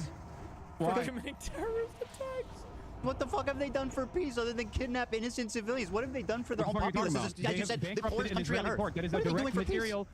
The Houthis have. What does this have to do with the River to the Sea? Material consequences for Israel as it has implemented a genocide. All right, let's give them a peace prize. Whatever, I don't care. Let's give them a peace prize. I think they deserve it. Yes, absolutely, without a doubt. Oh my God, dude. Wait, also, don't ask the unaffiliated prisoners who were held for a year, though, if they do. No, I don't. I think you're missing the broader point here. You're missing the forest for the trees. Right. Here, I'll give you a great example of this, by the way, because you spent a lot of time being like, the Houthis are bad. They're homophobic. I'm sure they are. Holy shit. Also, Dan, it keeps switching back to me on my end. Sorry. Let's talk about the issue of the Nakba and stuff. Okay, hold on. I know you keep saying, oh, it doesn't matter. This is boring. Whenever you come across it's irrelevant, you have to admit and you just talk and talk and talk. It makes the video unwatchable. The Houthis, you said the Houthis are barbaric. They're homophobic. They hate women. All this shit, right? And I'm sure a lot of that is correct. Of course it is. It is the fucking poorest nation on the planet, and all that is known is fucking death and destruction. Oh, they're just poor. This doesn't justify. This doesn't justify having that sort of opinion, of course, but it certainly understands, don't you think? Certainly is Look at how understanding he is. Arabs are actual retarded fucking children to this guy. Like, they're actually retarded fucking children. Like, bro, I get it. I know why they have to, be homophobic, and I know why they have to do all this fuck shit. Like, I get it, man. Like, it's totally understandable. Like, there's an infinite amount of charitability, an infinite amount of understanding that's extended to these people. But it's like, for Israel, I can't even imagine why they would feel that way about a group of people that have been launching rockets at them nonstop for the past 20 years. I don't know why. Is part of the point, part of the problem, and the best possible way to probably get them to have a civil rights movement to give gays rights would probably be to stop fucking bombing them, as Joe Biden did, and as Donald Trump has done. Yeah, that wasn't my chief criticism. Man, again, my criticism is that they are kidnapping civilians. Yeah, I know. You don't like their methods, but you have no alternative method. I said just do it without kidnapping civilians, dude. It's not rocket science. Let's get back to the IDF. You said the IDF is maybe not a terror organization, but the IDF is a terror organization. I didn't say that. Wrong. Through and through. Wrong. Again, a liar. Okay, so you think the IDF is a terror organization? I said yes. That's so stupid. stupid. I think it would be. I think it's fair. No, you shouldn't even own this. This is just. Oh fuck. We're getting out of like Ethan being prepared with like points and just being able to navigate arguments fluently. If Hassan is going to say I support Hezbollah, but not because of what they do in Syria, but because of maybe what they do in Israel, then why is it that you have to condemn the entirety of the IDF as a terrorist organization? Like, what? We can have selective support for Hezbollah, but we can't have selective support for the IDF? What? Characterize them that way. Okay. Your wife was in the IDF. Yeah. Do you believe your wife is a terrorist? Of course not. You have considered a 19-year-old Yemeni TikToker who is not even a part of the Al-Houthi family with no Houthi affiliation, but simply a person that says he stands with the Houthis, and I do too, a terrorist over and over again because he has a gun in the second highest gun ownership density per capita, and because he responded to a fucking Instagram comment saying he's a soldier, a dude. No, it's because he had fucking videos of himself touring the ship with the hostages and talked about him and said he was a Houthi soldier. You literally know this, Hassan. This is why you brought him on. He's such a liar. Holy shit, he's so disgusting. Oh my god. Doesn't even speak English. Let's watch this. You kept claiming that he was a terrorist over and over again. He is. His name is Rashid al-Haddad. He is not even a fucking Zaidi Shia. He's not even a part of the Houthi family. Let's watch the evidence. His last name would be al-Houthi. You don't. Hold on. I'm so sorry. You think the entire governing body? You think every single person that's a part of that? I'm pretty sure part of the reason why they rebranded themselves as Ansar Allah or whatever is because they don't want to just have the branding of the Houthis. You think every single person that's a part of that government regime or every single person that's a part of that northern Yemen is part of the Al-Houthi family? What? Not al-Haddad, okay? Let's watch that. This person, you looked at a 19-year-old fucking teenager who's a TikToker terrorist in the poorest country on the planet who's only known death and destruction and spent countless fucking hours looking through whatever his social media was to be like, this guy is bad. Let's look at it. Yeah, of course he's fucked up. He lives in goddamn Yemen. Do you know what the bigotry of low expectations is? Like you, dumbass. Do you know what the bigotry of low expectations is? You're saying because he's poor, he hates Jewish people? Let's watch. Ready? No, it's not because he's poor that he hates Jewish people. It's because he lives in fucking Yemen. And in that part of the world, the only thing that people see is the dangerous conflation of Zionism and Judaism. I'm because sure the fighter jets that blow up their fucking schools have a Star of David next to them. And when the Palestinians are kidnapped, when they're fucking forced to go through military trial detention, they get fucking Stars of David carved on their heads. Israel is the one that dangerously and falsely claims to be the nation state of Jews. Israel is the one that makes everybody think that this action, all of the action, the genocide... You understand that Yemen has been in conflict and civil war for like the entirety of its whatever existence it's had for like the past, at least for the past century. Like it didn't just start because of the Jews. You understand this, right? Like what that you called a genocide is actually being done at the behest of Jews. That's not true. Of course, for everyone in that side of the fucking world, when they say Jew, it's interchangeable with Israel. Many of these people, including... Do you think he's like Anne Frank? What? Do you think he's like Anne Frank? Oh, of course, absolutely. He has withstood genocide by the Saudi government. Of course I do. I think that talking to, but my point that I was fucking presenting, Anne Frank is famous for being a pacifist and seeing the good in people despite a fucking Holocaust that took every member of her family but her dad. That's why she's inspiring. This guy went on Twitter and said, fuck Jewish people. Would you think Anne Frank would be less inspiring if she somehow was able to get out if she was like, I want to kill Germans and hang them? Yeah. Took up arms against the Nazis? Would you say that Anne Frank is bad for that? Say Anne Frank is bad for that, Ethan. Not bad, but she'd be viewed differently. She would be viewed as Anne Frank. Say Anne Frank would be bad if she took up arms against the violent Nazi occupation. Say it. It wouldn't be the same, for sure. She's wouldn't be the same. She's famous for being a pacifist and seeing the good in people despite living through a Holocaust. You understand that? That's not what... Let me show you. Let me show you. Do you think that if Anne Frank... Do you think that if Anne Frank took up arms against the Nazi occupation, Israel isn't occupying Yemen anyway. What? Israel's not occupying Yemen. Israel isn't, but for every single country in this region, American imperialism is all they have known. You say the Saudis, you said this, why don't they say death to Saudi Arabia on their flag? Why is it Jews? Why is it damn the Jews? They're directly fighting Saudi Arabia. What are you talking about? You see the Star of David, of course they hate Jews. What about why does their flag say death to fucking Israel and damn the Jews? Their flag says death to America, death to Israel, a curse upon the Jews. Damn the Jews, I have curse said upon time the and time again is kind of gauche, not acceptable, not appropriate by Western standards. But if you listen to Saudi Arabia? Clip on that too. Norm has a clip on that too. You want to see? No, let me show you this because you've been going on and on. Explain it, Hassan. No, I want to show you that. Okay, you've been talking and talking and talking and talking. Very good. Let's watch this. Do you condemn the Warsaw Ghetto Uprising, Ethan? You gotta stop. Oh, the Warsaw Ghetto. Do you condemn the Warsaw Ghetto Uprising? I'm gonna play this video. Okay. He says, ready for maybe I read sacrifice and eager for martyrdom. Maybe he's talking about football? Here he is singing a song with the words, do you threaten us with what we are waiting for, son of a Jew? Meaning of Houthi is a title, and it's not something to fear, but for the Jews. They are very afraid of this title. The execution we will carry out on all Zionists, with the lovely depiction of a man impaled through his asshole and out of his mouth with a pike. Or, how Hassan likes to say it, a pike For a okay, why would he retweet this article called Houthis use social media to boost global prominence and support? Israel falls. Wait for the new operation in Tel Aviv. The Jaffa drone, which no Israeli defense can stop. The ships we bombed and sank. I know the Red Arrow is supposed to be a cool military Hamas thing. This is a butt plug. Just saying. To every Zionist, I will put this into your stomach. And let me state the obvious. Jew and Zionist is clearly interchangeable to this guy. Okay, but hating Jews doesn't make you a Houthi. Are you a soldier? Yes. That seems pretty definitive. Why did he say yes? Are you a soldier? Bro, he doesn't even fucking speak English. You're like, oh, he's a soldier. Wait, even if he is. Wait, I could be wrong, but didn't he respond in Arabic? Weren't those translated? Or because I thought some of the things are like questions that are asked and then it does like the translation. Or it might not. Because it says see original here. Doesn't that mean it was typed in a different language? Definitive. Why did he say yes? Are you a soldier? Bro, he doesn't even fucking speak English. You're like, oh, he's a soldier. Like, is this kid just fucking retarded? He's like, bro, he can't even speak English. He just typed 3 random letters on his phone that happened to have the English keyboard up to a random assortment of letters that he saw as a question, and somehow, you know, like, what? Wait, even if he is,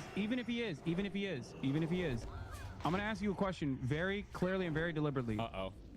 If Anne Frank just like Anne posted, Frank, by the way. if Anne Frank lived, if we had the internet during the time of the Holocaust, and Anne Frank posted about this is what we're gonna do to the Nazis, would your analysis of Anne Frank change even a little bit, even an iota? Yes, of course it would, because she's famous for being a pacifist, not tweeting out death to all Zionists. She's famous for seeing the good in people, not fucking tweeting out that we want to nuke Israel. What do you mean? That one, because I would not give a fuck. I would be loud and proud going, hey. You see how Hassan is like playing a game here, right? Like, Ethan's just right. Even if you don't know anything about, Anne Frank's diary or the story, like I feel like everybody's heard that line. I don't remember it, but what is it? Something along the lines of like, despite everything that's happened, I still, I still see the good in all people, or some bullshit like that. Like this is like she was just like it's like the innocence of a little girl basically, growing up, going through puberty, and also being in like the fucking Holocaust and having people like that's the story of Anne Frank. It's not Anne Frank as a resistance fighter. Hassan is trying to say if she was a resistance fighter, what you'd think she's bad? No, I'm sure we would still support it, and I'm sure it would still be, probably make for a more interesting diary. But it would be different. That's obviously true. It would be a different type of story. That's what she said. That's what we're gonna do to the Nazis. Fuck yeah, girl. So after watching that compilation, you still agree that he's just like Anne Frank? Did you not hear what I asked you? I'm just summarizing. Yes. Okay, very good. Anne Frank died before she could resist. But if she did, I would never hold that against her. She was fucking killed in a concentration camp, you psychopath. But if she was exterminated with her whole fucking family. Her dad's the only one that survived and recovered her journal. Are you fucking mad? Either, Ethan, right? Would you hold that against her? No, that's not what he's saying. I wouldn't hold it against her, but she wouldn't be the same historical like figure that said, despite my family being killed in concentration camp and everyone being murdered, I'm still a pacifist that sees the good in people. What the fuck what's so confusing about that? Not kill Zionists, not nuke Israel, not a pike through Zionist assholes. Yeah. I can't believe we're once again discussing the posts of a dude in Yemen. You really like to do that. 19 fucking years old. Yeah. Well, you said he's not a Houthi. I mean, you went on and on and on and on about how he's just some random fucking innocent kid that you platformed and glazed the fuck up, by the way. Which is, by the way, just terrible journalism. Like, you have KFC in Yemen? Is that the fucking best question you have for someone who's apparently surviving a genocide in Yemen, who's been with the crew of kidnapped hostages, who has apparently partied with the captains? That wasn't even correct. You say, is there KFC in Yemen? Are you fucking kidding me? Just insane. Here's some clips but hold on, besides being like wrong, it's insanely incompetent. We're going clip for clip. We're going clip for clip. Can you please play this? It's from my subreddit. Sure. Give me a sec. Dan's got to pass it to me. Okay, after this, please, we got to move on to the Nakba thing. Yeah. Every single victim of Israeli or American violence has to be a pacifist. Okay, do you want me to watch this? I mean, what the fuck, bro? It's 4 minutes, so I'm not going to watch the whole thing, but I'll watch like a minute or 2 minutes. Okay? طبعا جاتني اسئله كثيره ماذا اذا اليهود قرروا ان يعودوا الى اليمن يعني بنسمح لهم ولا لا ولا طبعا طبيعي يعني احنا اليمنيين متريدين السلام يعني اليمن مسموحه لاي شخص يعيش فيها This is like shot like by a fucking like propagandist.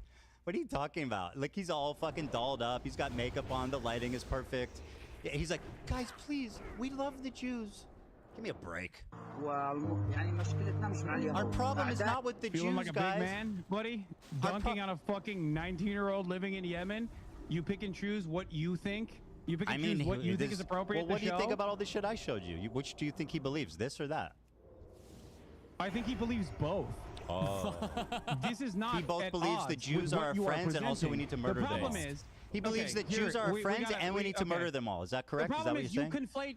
No, he said Jews. He, in the tweet, said this is what we're going to do to Jews. From a Western perspective, for them, when they talk about Israel, they sometimes reflect and that's the Jews' fault, right? But listen to me. And you're blaming the victim. Oh my God. Because in that interview that I conducted with him, I asked him about how he felt about Jews, anti-Zionist Jews specifically. I remember. And he said he loves them. That is such a lie.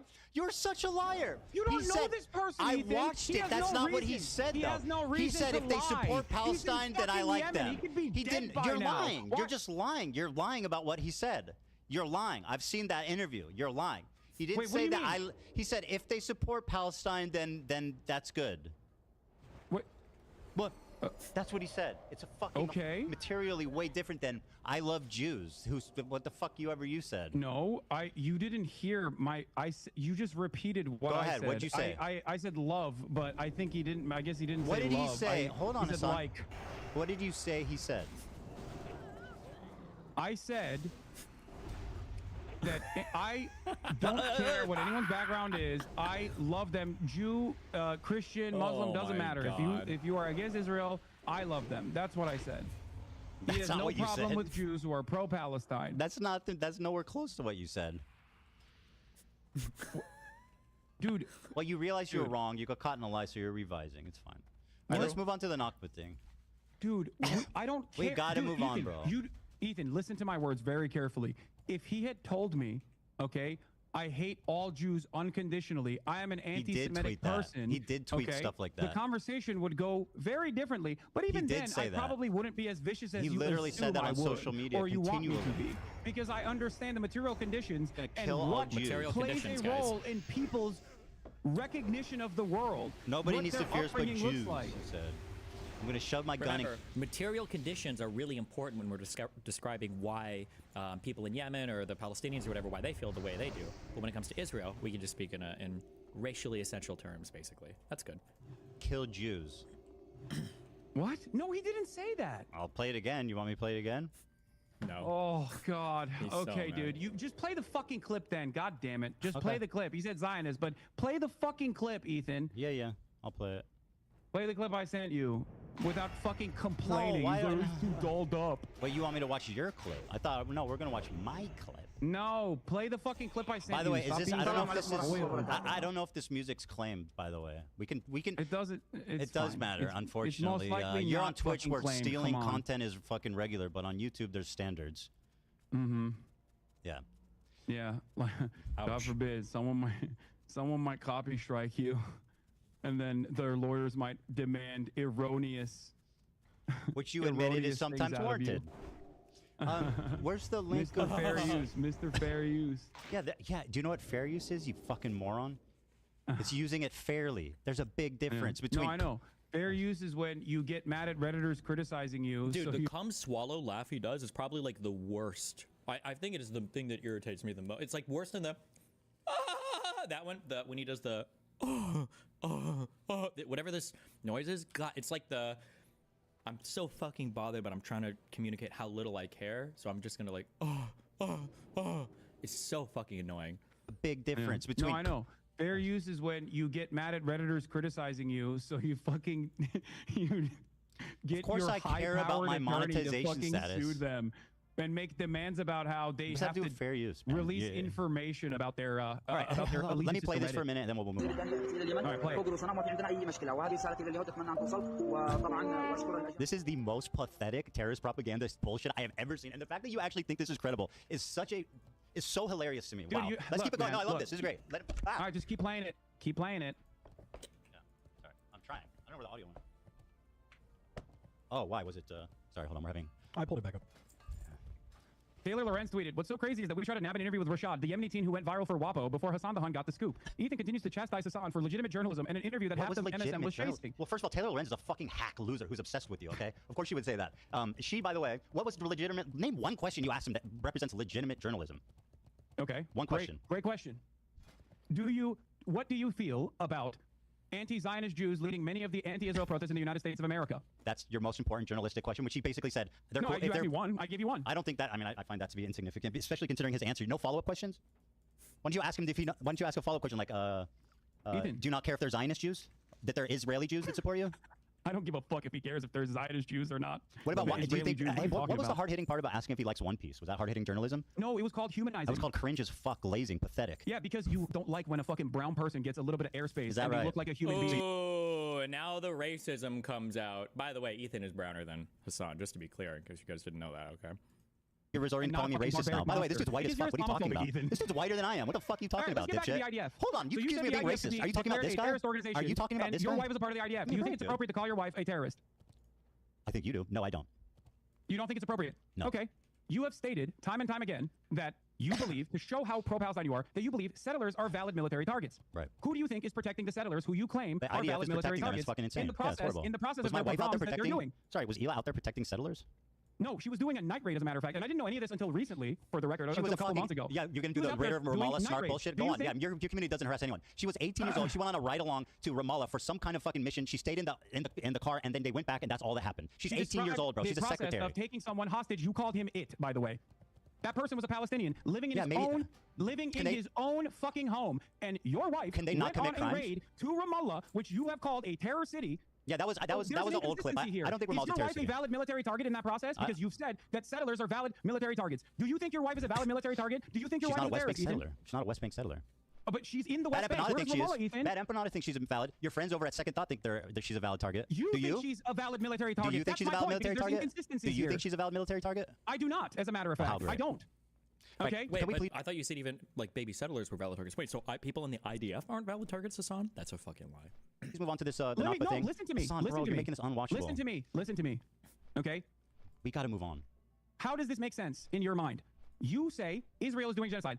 She has participated in the kidnapping of a Palestinian in the West Bank. You don't know who was kidnapped and for what reason. You say you hate the settlers. Well, we don't know who was. First of all, the settlers, Ethan. Your wife did. Kidnapped. They arrested somebody. We don't know what happened or what they did. What if he fucking stabbed civilians? Doesn't that happen? The process in which how people are arrested in the West Bank, do Palestinian terrorists never stab and blow up? Like Hassan has no details or information about this, whatever supposed arrest this was at all. He has no clue whatsoever.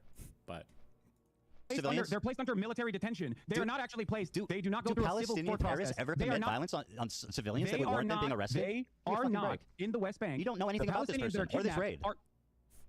In Ramallah, in Palestinian territory, your wife was an illegal occupier of a terrorist organization, also known as the Israeli Occupying Force, Ethan. Now, I know people that have also served in the Israeli Occupying Force, as a matter of fact. I've relied on breaking the silence. By the way, her name is Hila. I don't know if you keep doing your wife. Why do you do that? Why do you keep referring to her as my wife? It's bizarre.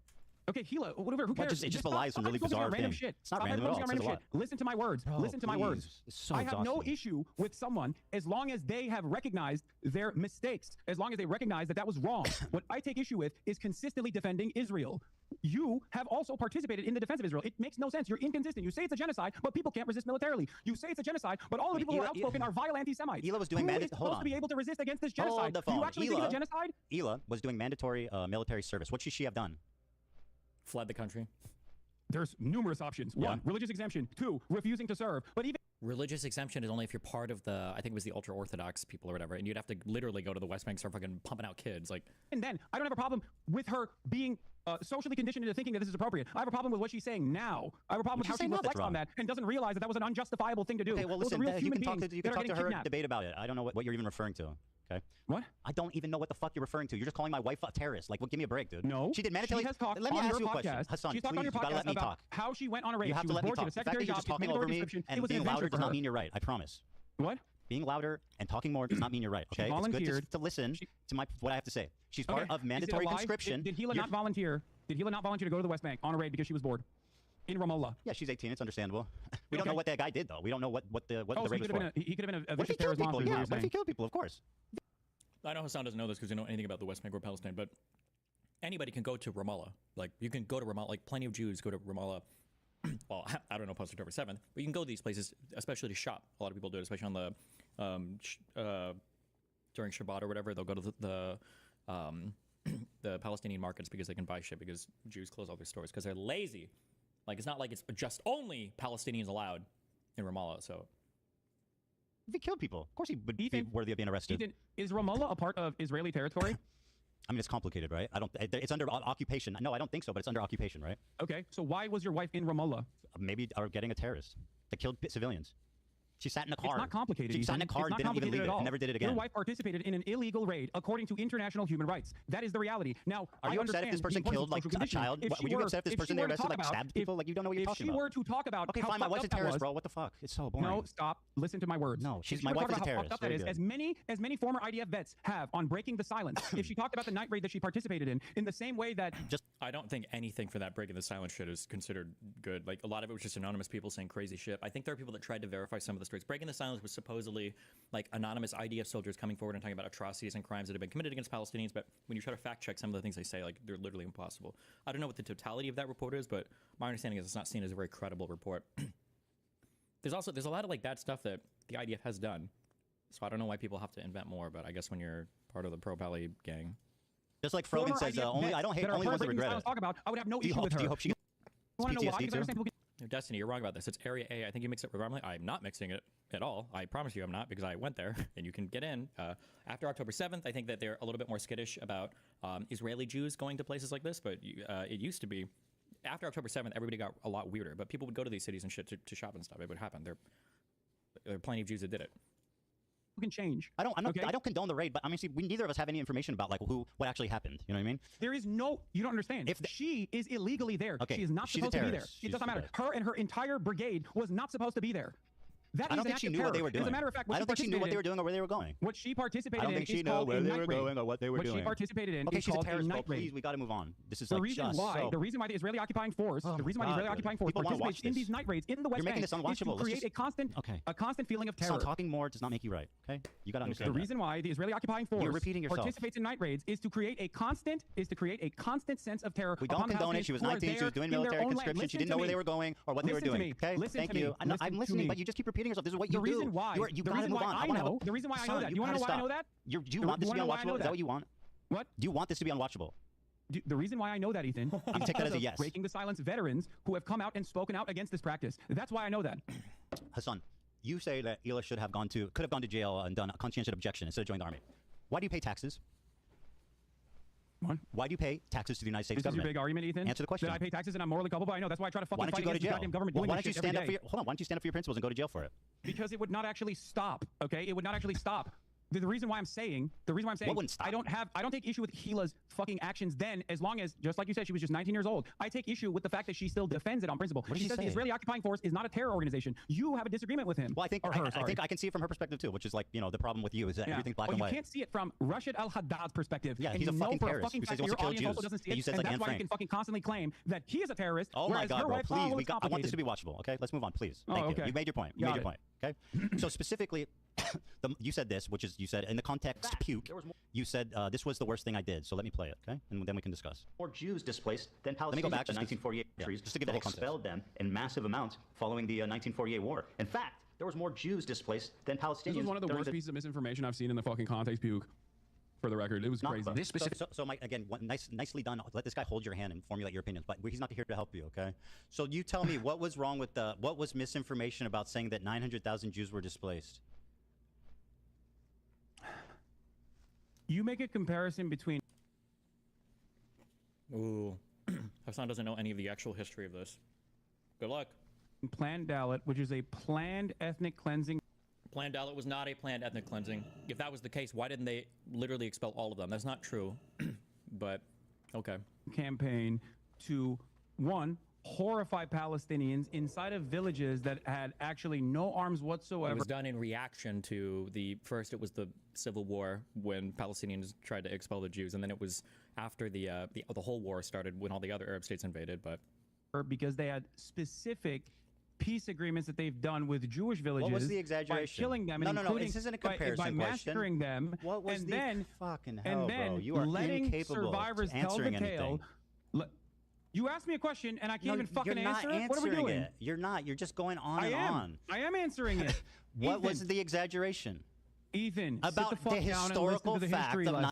Hassan can't just say the exaggeration because Hassan doesn't have the intellectual horsepower to engage with any of the questions. He's got like dialogue trees and lines of stuff that he can just like kind of read down and recite, but he can't like dynamically engage with anything that's being said. It's actually insane.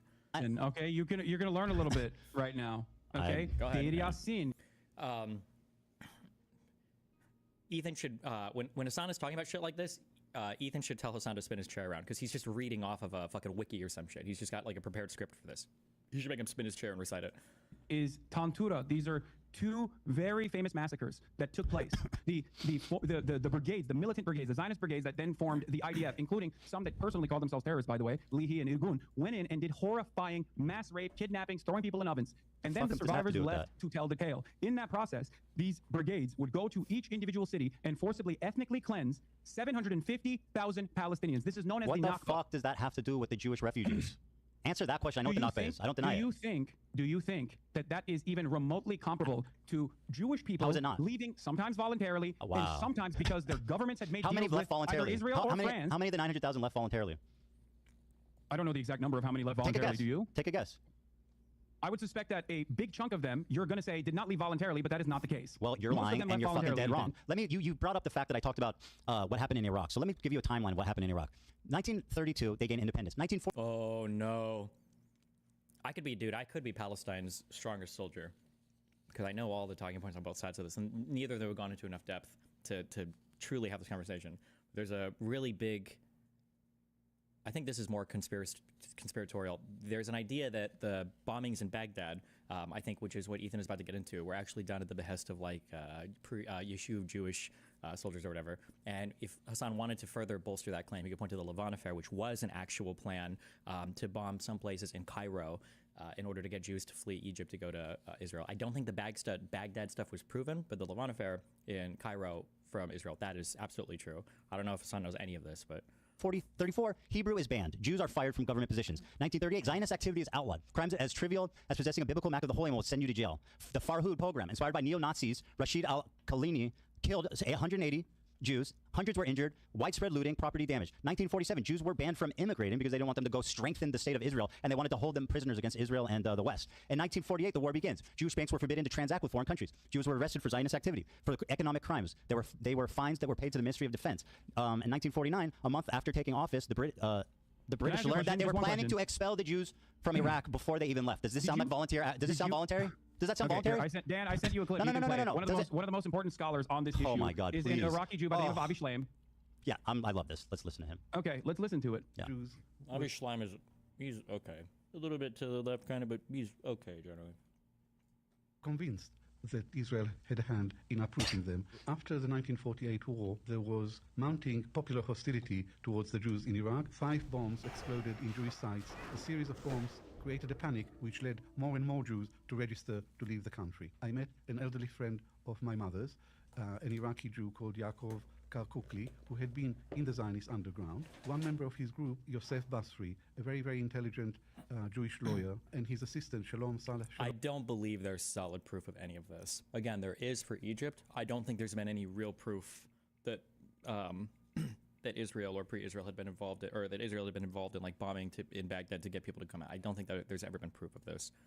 Were responsible for 3 out of the 5 bombs. Basri's controller was an Israeli intelligence officer named Max Bennett. Let's grant that what he's saying is true and that 3 of the 5 bombs were done by Zionists, right? How does that explain 150,000 people leaving the fucking country? What? Thousands of years of civilization that have been there, 2,000 years, just picking up and leaving, almost virtually gone. How does that explain that? Why is it that the Israeli government benefited from creating instability and making it seem as though these countries were uninhabitable? And why do you think that, despite the fact that Iraq and numerous other countries have offered Israelis or Jews a right to return, because they were being failed on the Israeli front for numerous reasons? I'm not even familiar with the process or when this was brought up or anything, but tell you an inconvenient fact for you, Hassan. That conclusion. Let me tell you an inconvenient fact. I wonder why that happened. Before the bombs went off, 100,000 of the 125 Jews were already registered to leave. Do you want to explain that? Yes. Jews wanted to go to Israel, Ethan. They like the great. idea So let me hear what Avi. Okay, so you like Israel. Yeah, you're a liar. You're a disgusting fucking propagandist liar. Here's what Avi Shlaim actually said. My research, I established that one bomb was lobbed, one hand grenade was lobbed by a young activist in the Istiklal Party, which wanted to expel the Jews from Iraq and confiscate the properties. And another bomb another hand grenade was lobbed into the Masuda Shem Tov synagogue, and there 4 people were killed. And he was a criminal who had a grudge against the Jews, and it had nothing to do with the Mossad. Did you hear that? The first 2 had nothing to do with the Mossad. But let's continue to listen to the respected scholar, Avi Schleim, you fucking liar. Hold on. No, you listen to this fucking historian. Yes, you said they left by choice. They left because of Zionism. They left because they were being threatened. Let's hear what your respected historian has to say, you liar. That's right. Even if all this is true, the main reason for the exodus was not the bombs. The thing, both of these guys are actually correct. I think Avi might give the synthesis here. The reality is there are push and pull factors. None of the Jews felt very welcome here. All of these Arab states fucking hated Jews after 48. They absolutely fucking hated them because they got disgraced. Keep in mind that in the world, Jews were losers that had hooked noses, did banking, and got owned by Germans. So the idea they're beating them in military conflicts is not okay. So there were a lot of hostilities towards Jewish people in these countries. And then there were also a lot of pull factors. It's push and pull. So both are correct. It wasn't just one or the other. But to pretend that like either side doesn't exist is delusional, which Hassan is definitely doing. Either's kind of doing it, but... It was persecution by the government. And I concede that. It's not part of my argument that the bombs were the main reason for the liquidation of this community. But my answer to my Zionist critics is, even if I knew for certain that not a single Iraqi Jew left Iraq to go to Israel because of the bombs, I would still think this is a real indictment of the state of Israel, because Israel was created to provide a safe haven for Jews, not to be harassing and threatening Jews in other countries. By the way, he said, and I'll quote it for you, "We did not leave Iraq because we were Zionists. We left because we were no longer safe." He wrote that in his book, 3 Worlds. Have you read that book? No, I have not read 3 Worlds. Okay, well, you're using a lot of source from it. It's a book that he wrote about his migration. It's not the only book he wrote about this. But go on. Have you read any of the other ones? Yes. Really? Which ones? The book Hassan has not read a single book on Israel-Palestine. It's painfully obvious. There are so many better pro-Palestinian arguments that he could bring up if he knew literally anything about this subject matter. Also, it's very obvious he hasn't read anything on it because when Hassan tried to play geography games like 5 or 6 years ago, he couldn't find a single Middle Eastern country on the map. Which is fine, by the way, if you didn't know anything about it. But he certainly hasn't read since he started streaming. This motherfucker streams like 16 hours a day. When would he have the fucking time for it? Also, I believe... did Avi Schleim write Lion of Zion? I've read parts of this over the Jordanian king, who's a very interesting story. If you wanted to cite a cool Avi Schleim book, I think that was Avi Schleim. Wrote about this. I think. But go on. Have you read any of the other ones? Yes. Really? Which ones? No. Wait, the book that I'm referencing... Did I say Lion of Zion? Wait. Is from the Iron Wall. 3 Worlds, okay? He writes about his time in Iraq. He writes about Memoirs his of an time Arab in Jew. Israel. He writes about his time Sorry, in the UK. In 3 Worlds. It is Lion. It's Lion of Jordan. My bad. Not Lion of Zion. Lion of Jordan. That didn't make sense for that. He writes about his own family, and he describes their departure from Iraq as traumatic, disorienting, and not voluntary. They were not proud Zionist migrations. They were leaving out of fear. Oh, Ethan. He said that himself. Ethan. He said, we did not leave Iraq because we were Zionists. We left because we were no longer safe. My friend, you are failing to comprehend a very important reason why I brought up Avi Schleim, by the way. And yeah, because you think he supports your claim, but he absolutely does not. That's why, because you're a fucking liar. He absolutely contend does, with what I said. Hold on. No. Contend with what I'm saying. He said we did not leave Iraq because we were Zionists. We left because we were no longer safe. Do you want to explain what he meant by that? Explain what he meant by saying we didn't leave because we were Zionists. We left because we were no longer safe. Okay. Explain to me. I can't wait to bring up Avi Schleim on the broadcast to make you fucking look like a dumbass. I can't wait to. And now explain what he means by that. We did not leave Iraq because we were Zionists. We left because we were no longer safe. Iraqis are not Palestinian. You fucking moron. You racist piece of shit. What? Because Iraq and the pan-Arabic nationalist movements that arise out of you are out of your mind. Is not about Palestinians. Okay, so what did the Jews in Iraq have to do with fucking Israel? You bigot. You are so out of your mind. And then Iraqis. Dude, you screaming and grandstanding doesn't mean you're right. Iraqi government's racism during the pan-Arabic nationalist movements as a vindication for why, or a comparison to why Israel had to do the Nakba.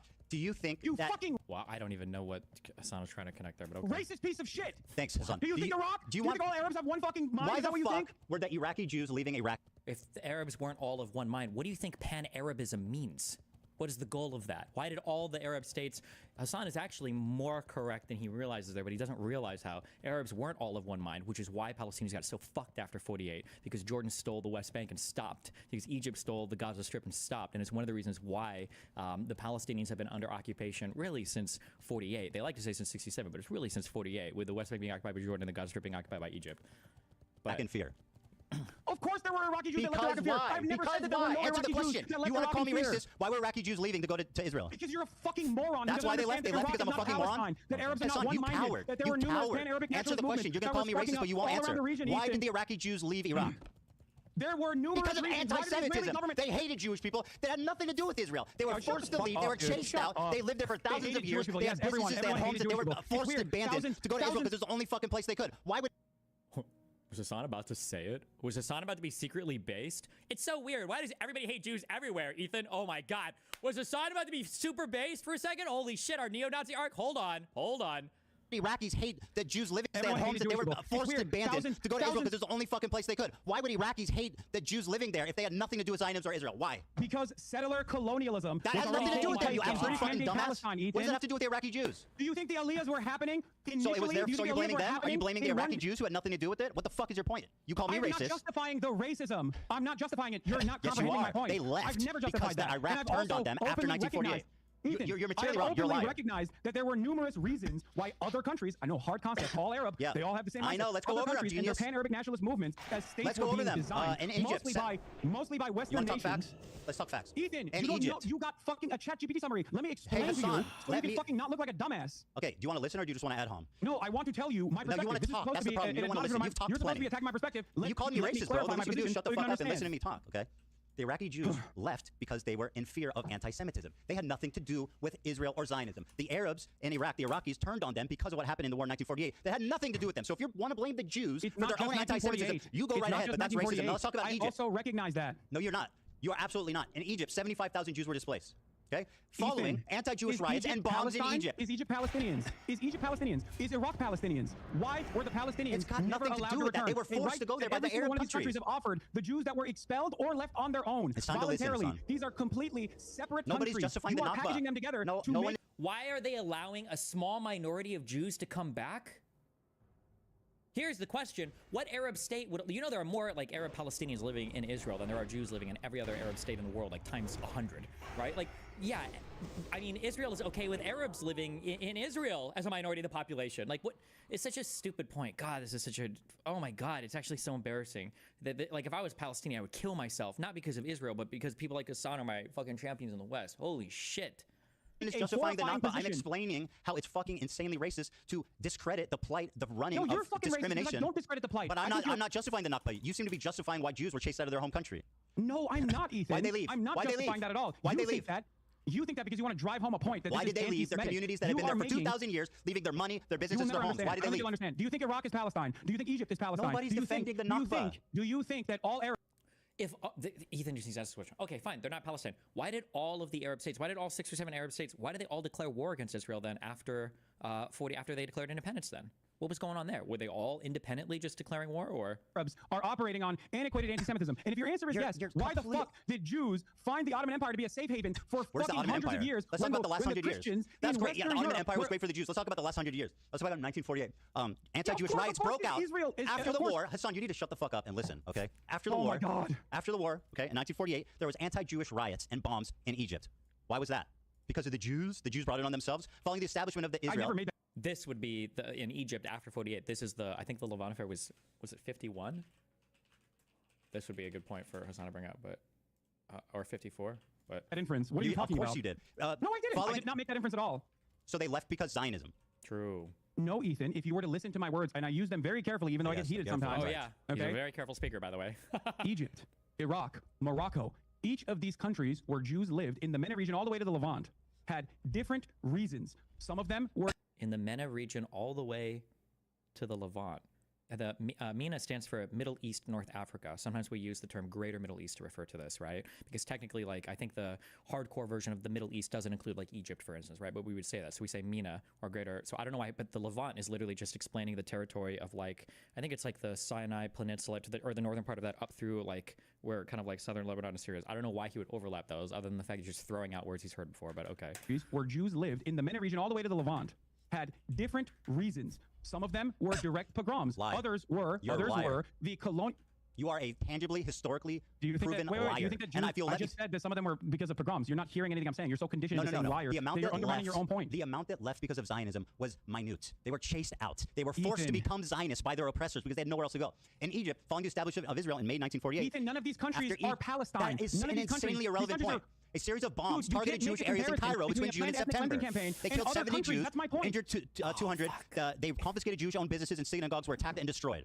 Okay? Ethan. Like, this is one of the, like, I'm pretty sure that is the Levant affair. And Hassan doesn't know it. This is why I know Hassan has never read a single thing. This would be like arguing U.S. history with somebody and bringing up, like, 9/11 and not knowing who caused it or not having any concept about it. Like, I feel like this is one of the most talked about. And if you read any of the new or older Israeli historians or followed literally anything about this, you would absolutely know about this because it's one of the most common anti-Israeli talking points, anti-Jew talking points that are brought up when it comes to Jews fleeing other Middle Eastern states. Because you say, oh, well, the only reason they fled is because the Mossad constructed terrorist attacks everywhere. And in Cairo is one of your biggest examples of that. The fact that Hassan doesn't even know this to talk about it is insane.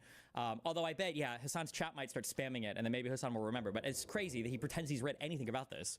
Ethan, in 1956, the Suez Crisis. One is direct 1956, violence, direct planned violence and an extermination campaign. Approximately 25,000 Jews were expelled from Egypt. Falsely the 56 war. There's another one. Hassan doesn't know anything. In 56, the fucking Israel basically fabricated a war to get in good with fucking France and Great Britain. They basically made some bullshit up to fight over like the Suez Canal and like to do a full-on fucking invasion in Egypt. I understand why Egypt would have kicked Jews out there, but I don't know if Hassan knows anything about that war either.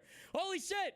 Displaced hostility 25,000 Jews were expelled from other countries. So are you blaming them? You don't understand. Are you blaming the Jews for getting? Are you blaming the Jews for being expelled from Egypt? 25,000 of them. No, Ethan. If you listen to my words, you would understand. So what is it I exaggerated about? 900,000 Jews were displaced.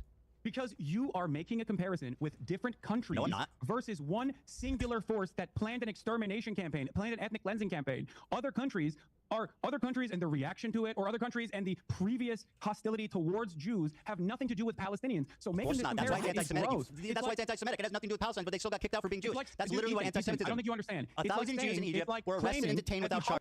It's so stupid of him to say it has nothing to do with the Palestinians. That's not true. It has everything to do with the Palestinians. Every single Arab state that was created after the expiration of the mandates, after the fall of the Ottoman Empire, when the mandates were created by and monitored by Britain, by France, all of these other Arabs got their states, and then you had these big leaders, your Nassers in Egypt, that had this pan-Arab dream, okay? The pan-Arab dream was completely clusterfucked by an insertion of what the Arabs at the time saw as these fucking Europeans that were inserted into fucking Palestine to make their own state.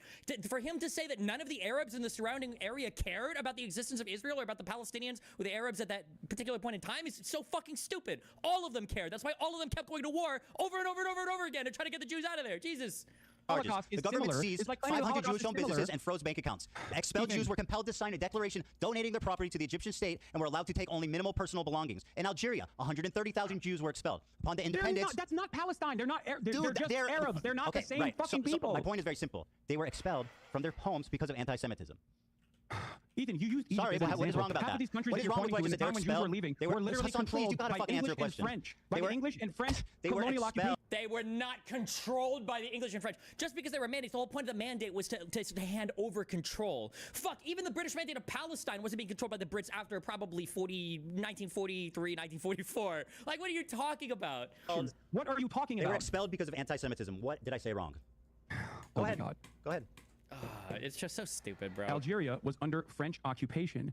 It is the design where the French occupied Algeria did not squash the attempts of expelling Jews. I'm not saying that there wasn't. Most Algerians were French citizens and went to France. That caused Jews to feel unsafe. 95% of Algeria's 140,000 Jewish population. Individual, often sometimes Western powers, and what they allowed in those countries on the Palestinian plight. When you make this comparison, oh my that's God. what I'm saying. Anti-Semitic for Jewish people to get kicked out of their home? The Armenian genocide, right? The Turkish, the Ottoman Empire, and the forces, and the Ottoman genocide that they conducted a mass extermination campaign. He's not about to blame because the Brits, other fucking random countries where Armenians Iraq happened after independence and as a equally dispelled. Turks were getting dispelled in other countries. The pogrom happened as a direct...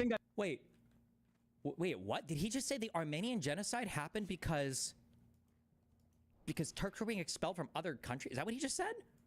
That they conducted a mass extermination campaign is because other fucking random countries where Armenians Iraq happened after independence and as a direct... Turks were getting dispelled in other countries. The pogrom happened as a direct result of the war, in the past. That it was a necessary voluntary migration. By the way, did you... Oh my God, bro. Did you say Anne Frank died before she could resist? I don't know if that was a fever dream. Uh-oh.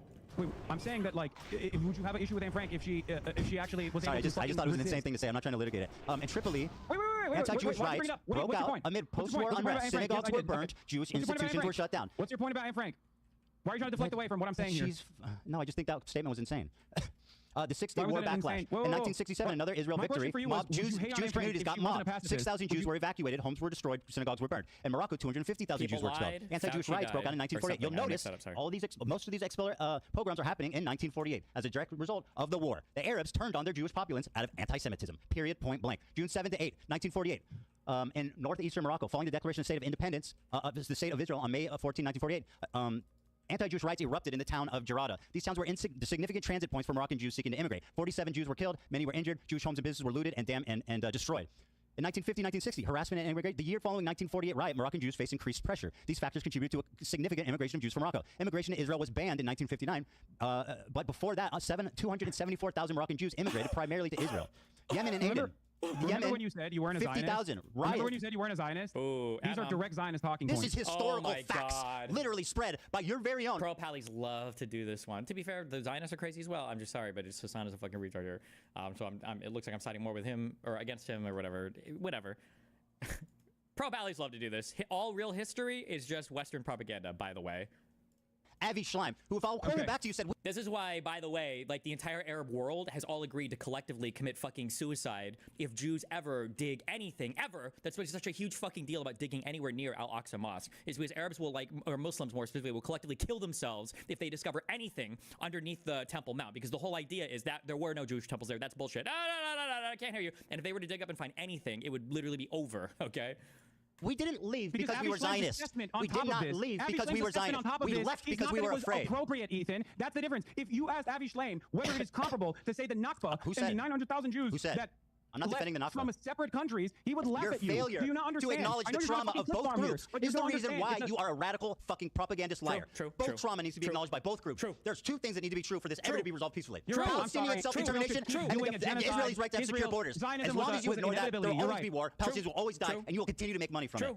Operation Magic Carpet. Jews were secretly airlifted to Israel due to rising hostility. 50,000 were relocated in Tunisia. 130,000 after the matter of fact. The PLO did recognize that, and they wanted those countries to actually do a right to return for all Jews. Why did Israel stop that from happening, Ethan? Don't you think that Zionism is the problem here? Why did the PLO want other countries to do a right to return, evacuating all the Jews out of Israel? What a stupid fucking point. Holy shit.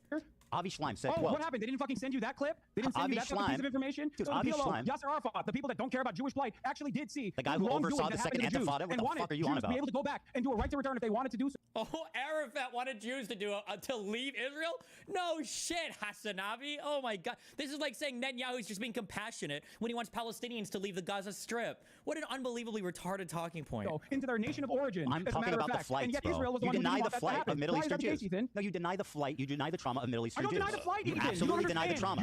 You deny that they left by... You try to say that they left by choice. That is a gross historical inaccuracy. There are Jews that left by choice. Yes, some did. Of the 900,000, the vast majority left because they were... Well, are there some Palestinians that left by choice in the Nakba, then? Would you acknowledge that? We're afraid. Because they were being discriminated against. That is a historical fact. 6-day war aftermath. Have you ever actually listened to a clip of me talking about this? Yeah, they're all horrible. What? Oh my God, you have no idea what my perspective on this is. You're just fucking yelling at nothing. Well, what are you doing right now? What are you wasting time for, buddy? Oh my God. I have heard you talk about it time and time again. I don't actually believe. Bro, you are continually not acknowledging the trauma of Middle Eastern Jews. You characterize it like they left. Have you ever listened? Yes, I've seen it. Have you ever listened to anything that's not 30 seconds long? Bro, that's so ironic that you're saying that as you misquote Avi Schleim, who said he fled because he was afraid and not because here's the clip. Over and over again. But you're too busy trying to get a gotcha here. So you're just fucking farm a clip. But everyone's still gonna think you're a fucking loser, dude. I'm sorry. Just shut up and listen. If you want to actually hear my perspective. I'm shutting up and listening to you. Okay, thank you. The Iraqi Jews. Because when anti-Semitism increases in the West, Israel sees that as a complementary tool to its Zionist project of bringing either all Jews to Israel or at least make Jews in the Western world that are outside of Israel, Jews in diaspora, support Israel. Because it gives additional credence to the argument. It gives additional credence to the argument that no Jew is ever safe if there is no Jewish state. That is the underpinning of the Zionist project in general. Why did you not mention the anti-Semitism? You exclusively talk about Zionism being the reason for forcing them out. Why do you deny that they were expelled by force, the vast majority of them? Ethan, if you think that that is the entirety of my perspective on this matter, illuminate me. You please need to stop talking and listen to the amount of times that I've talked about this. Bro, just explain yourself. I'm trying. I just watched a clip of you being pretty dismissive about the flight. And by the way, you've done it this whole time. You say that Zionism was the main force. I'm dismissive about the aspect that this is beneficial to the Zionist project across the board, because Israel wants all Jews to be constantly fucking terrified in any other country that's not Israel, so that they can actually go and either support Israel if they're not in Israel, or just move to Israel. That is the entire point. That is what Jabotinsky wanted. That is what Herzl wanted, and that is precisely what Benjamin Netanyahu wants as well. So in terms of my explanation or what I come across as what, Herzl? This guy died in like 1907. What are you talking about? Dismissive is precisely the role that Israel itself played in this Which process. was minuscule. It was a mutually beneficial relationship. Minuscule. That anti-Semitic pogroms. Minuscule. What you place. fail to acknowledge is that the Jews were forced to become Zionists, not by choice, but by necessity, because the Arab countries turned on them after the war and forced them to go to the only state that they could go to. It's a necessity for Israel to exist, which is what your position is, right? No, it's not about what was allowed or not. The Arabs created 1 million Zionists because they're anti-Semitic after the war of 1948 and fucking the rise of Arab nationalism. Do you deny that? You brought up the. Do you deny what I just said? Wait, do you deny what I just said? He won't answer. Wait, say it again. I wasn't listening. True. 900,000 Jews, approximately 700 to 900,000, were forced to become Zionists, not by choice, but because they were forced out. The vast majority went to the fucking Arabs. The anti-Semitic Arabs. There you go. Yeah, there you go. What? That's my point. Are you okay? I rest my case. Okay, well, I mean, you can... No, you're too fucking delusional to realize what kind of racist nonsense you're fucking... It's not even racist, you fucking retard. His own position wouldn't even survive an internal critique. You're saying they don't view themselves as all Arabs, you racist fuck. Excuse me, I'm sorry. I thought earlier you said that the divisions of countries were artificially created by the British after the fall of the Ottoman Empire, after World War I. So wait, so which is it? Was it the Ottoman Empire as a singular unified empire, or was it a whole bunch of disparate people ruled by the Turks, okay, who were the rulers of the Ottoman Empire? Which is it? So are they all Arabs that saw themselves that way, kind of? Or were they actually distinct groups, so the British was right to cut them up into different countries, or what is it?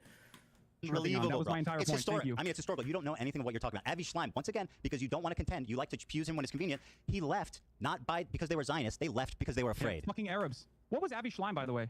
Yeah, he was an Arab Jew. They didn't see him that way. They kicked his ass out. I'm not saying fucking Arabs. There's a reason for it. There was a rise in Arab nationalism following the 1948 war. They blamed their own Jewish populace for what Israel did. That's anti-Semitism. They have nothing to do. Do you think the Iraqi Jews left their 2,000-year-old communities, left their businesses, left their houses because they wanted to go to Israel? Are you fucking mad? Ethan, you remember a while back I tweeted and you got really mad when I said that there's a double standard between Islamophobia and anti-Semitism? Absolutely a double standard, and you exhibit it, my friend. And you're participating in it right now without even recognizing that you're doing so. I mean, I'm just telling you literally what happened. Historical racism. All Arabs they were are not racist. responsible. Do people never get racist? Do people never be...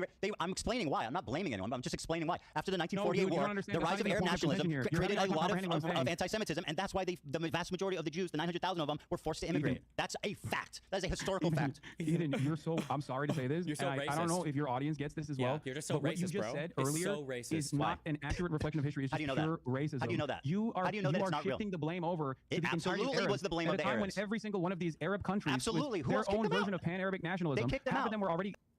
Every single country was their own version of pan-Arab. What do you think the pan in pan-Arab means? What is pan-Arab? What? Still controlled, by the way, by fucking European colonial powers. They literally were not controlled. That was the point of the mandate, was to hand over control. That was the whole point. Like Vichy France. That was literally just in Tunisia. The Moroccan expulsion program. And you're using that as a similarity between the planned expulsion of 750,000 Palestinians. I mean, the details are different, but you're denying. Like once again, you're still not disproving me. What did I say that is hilariously racist and wrong? Anti-German racism. Don't make an analogy. Tell me why I'm wrong. It's like pointing to anti-German racism. I don't need an analogy. I need facts from you. Why am I wrong? It's as though you are pointing to anti-German racism happening during the fucking German conquest. Tell me a fact, right? That proves that I'm wrong. That the vast majority of Jews fled because of anti-Semitism in the Arab states. Oh, really? It's not what you're saying. So I didn't say anything wrong. I take issue with. I didn't say anything wrong. I didn't say anything wrong, but I'm racist. It's the idea that all Arabs are fucking one-minded and have something to do with Palestinians in general. Yes, I never said that there wasn't any fucking anti-Arab, anti-Jewish sentiment. That also. Were the vast majority of Jews, did they leave because of anti-Semitism or Zionism?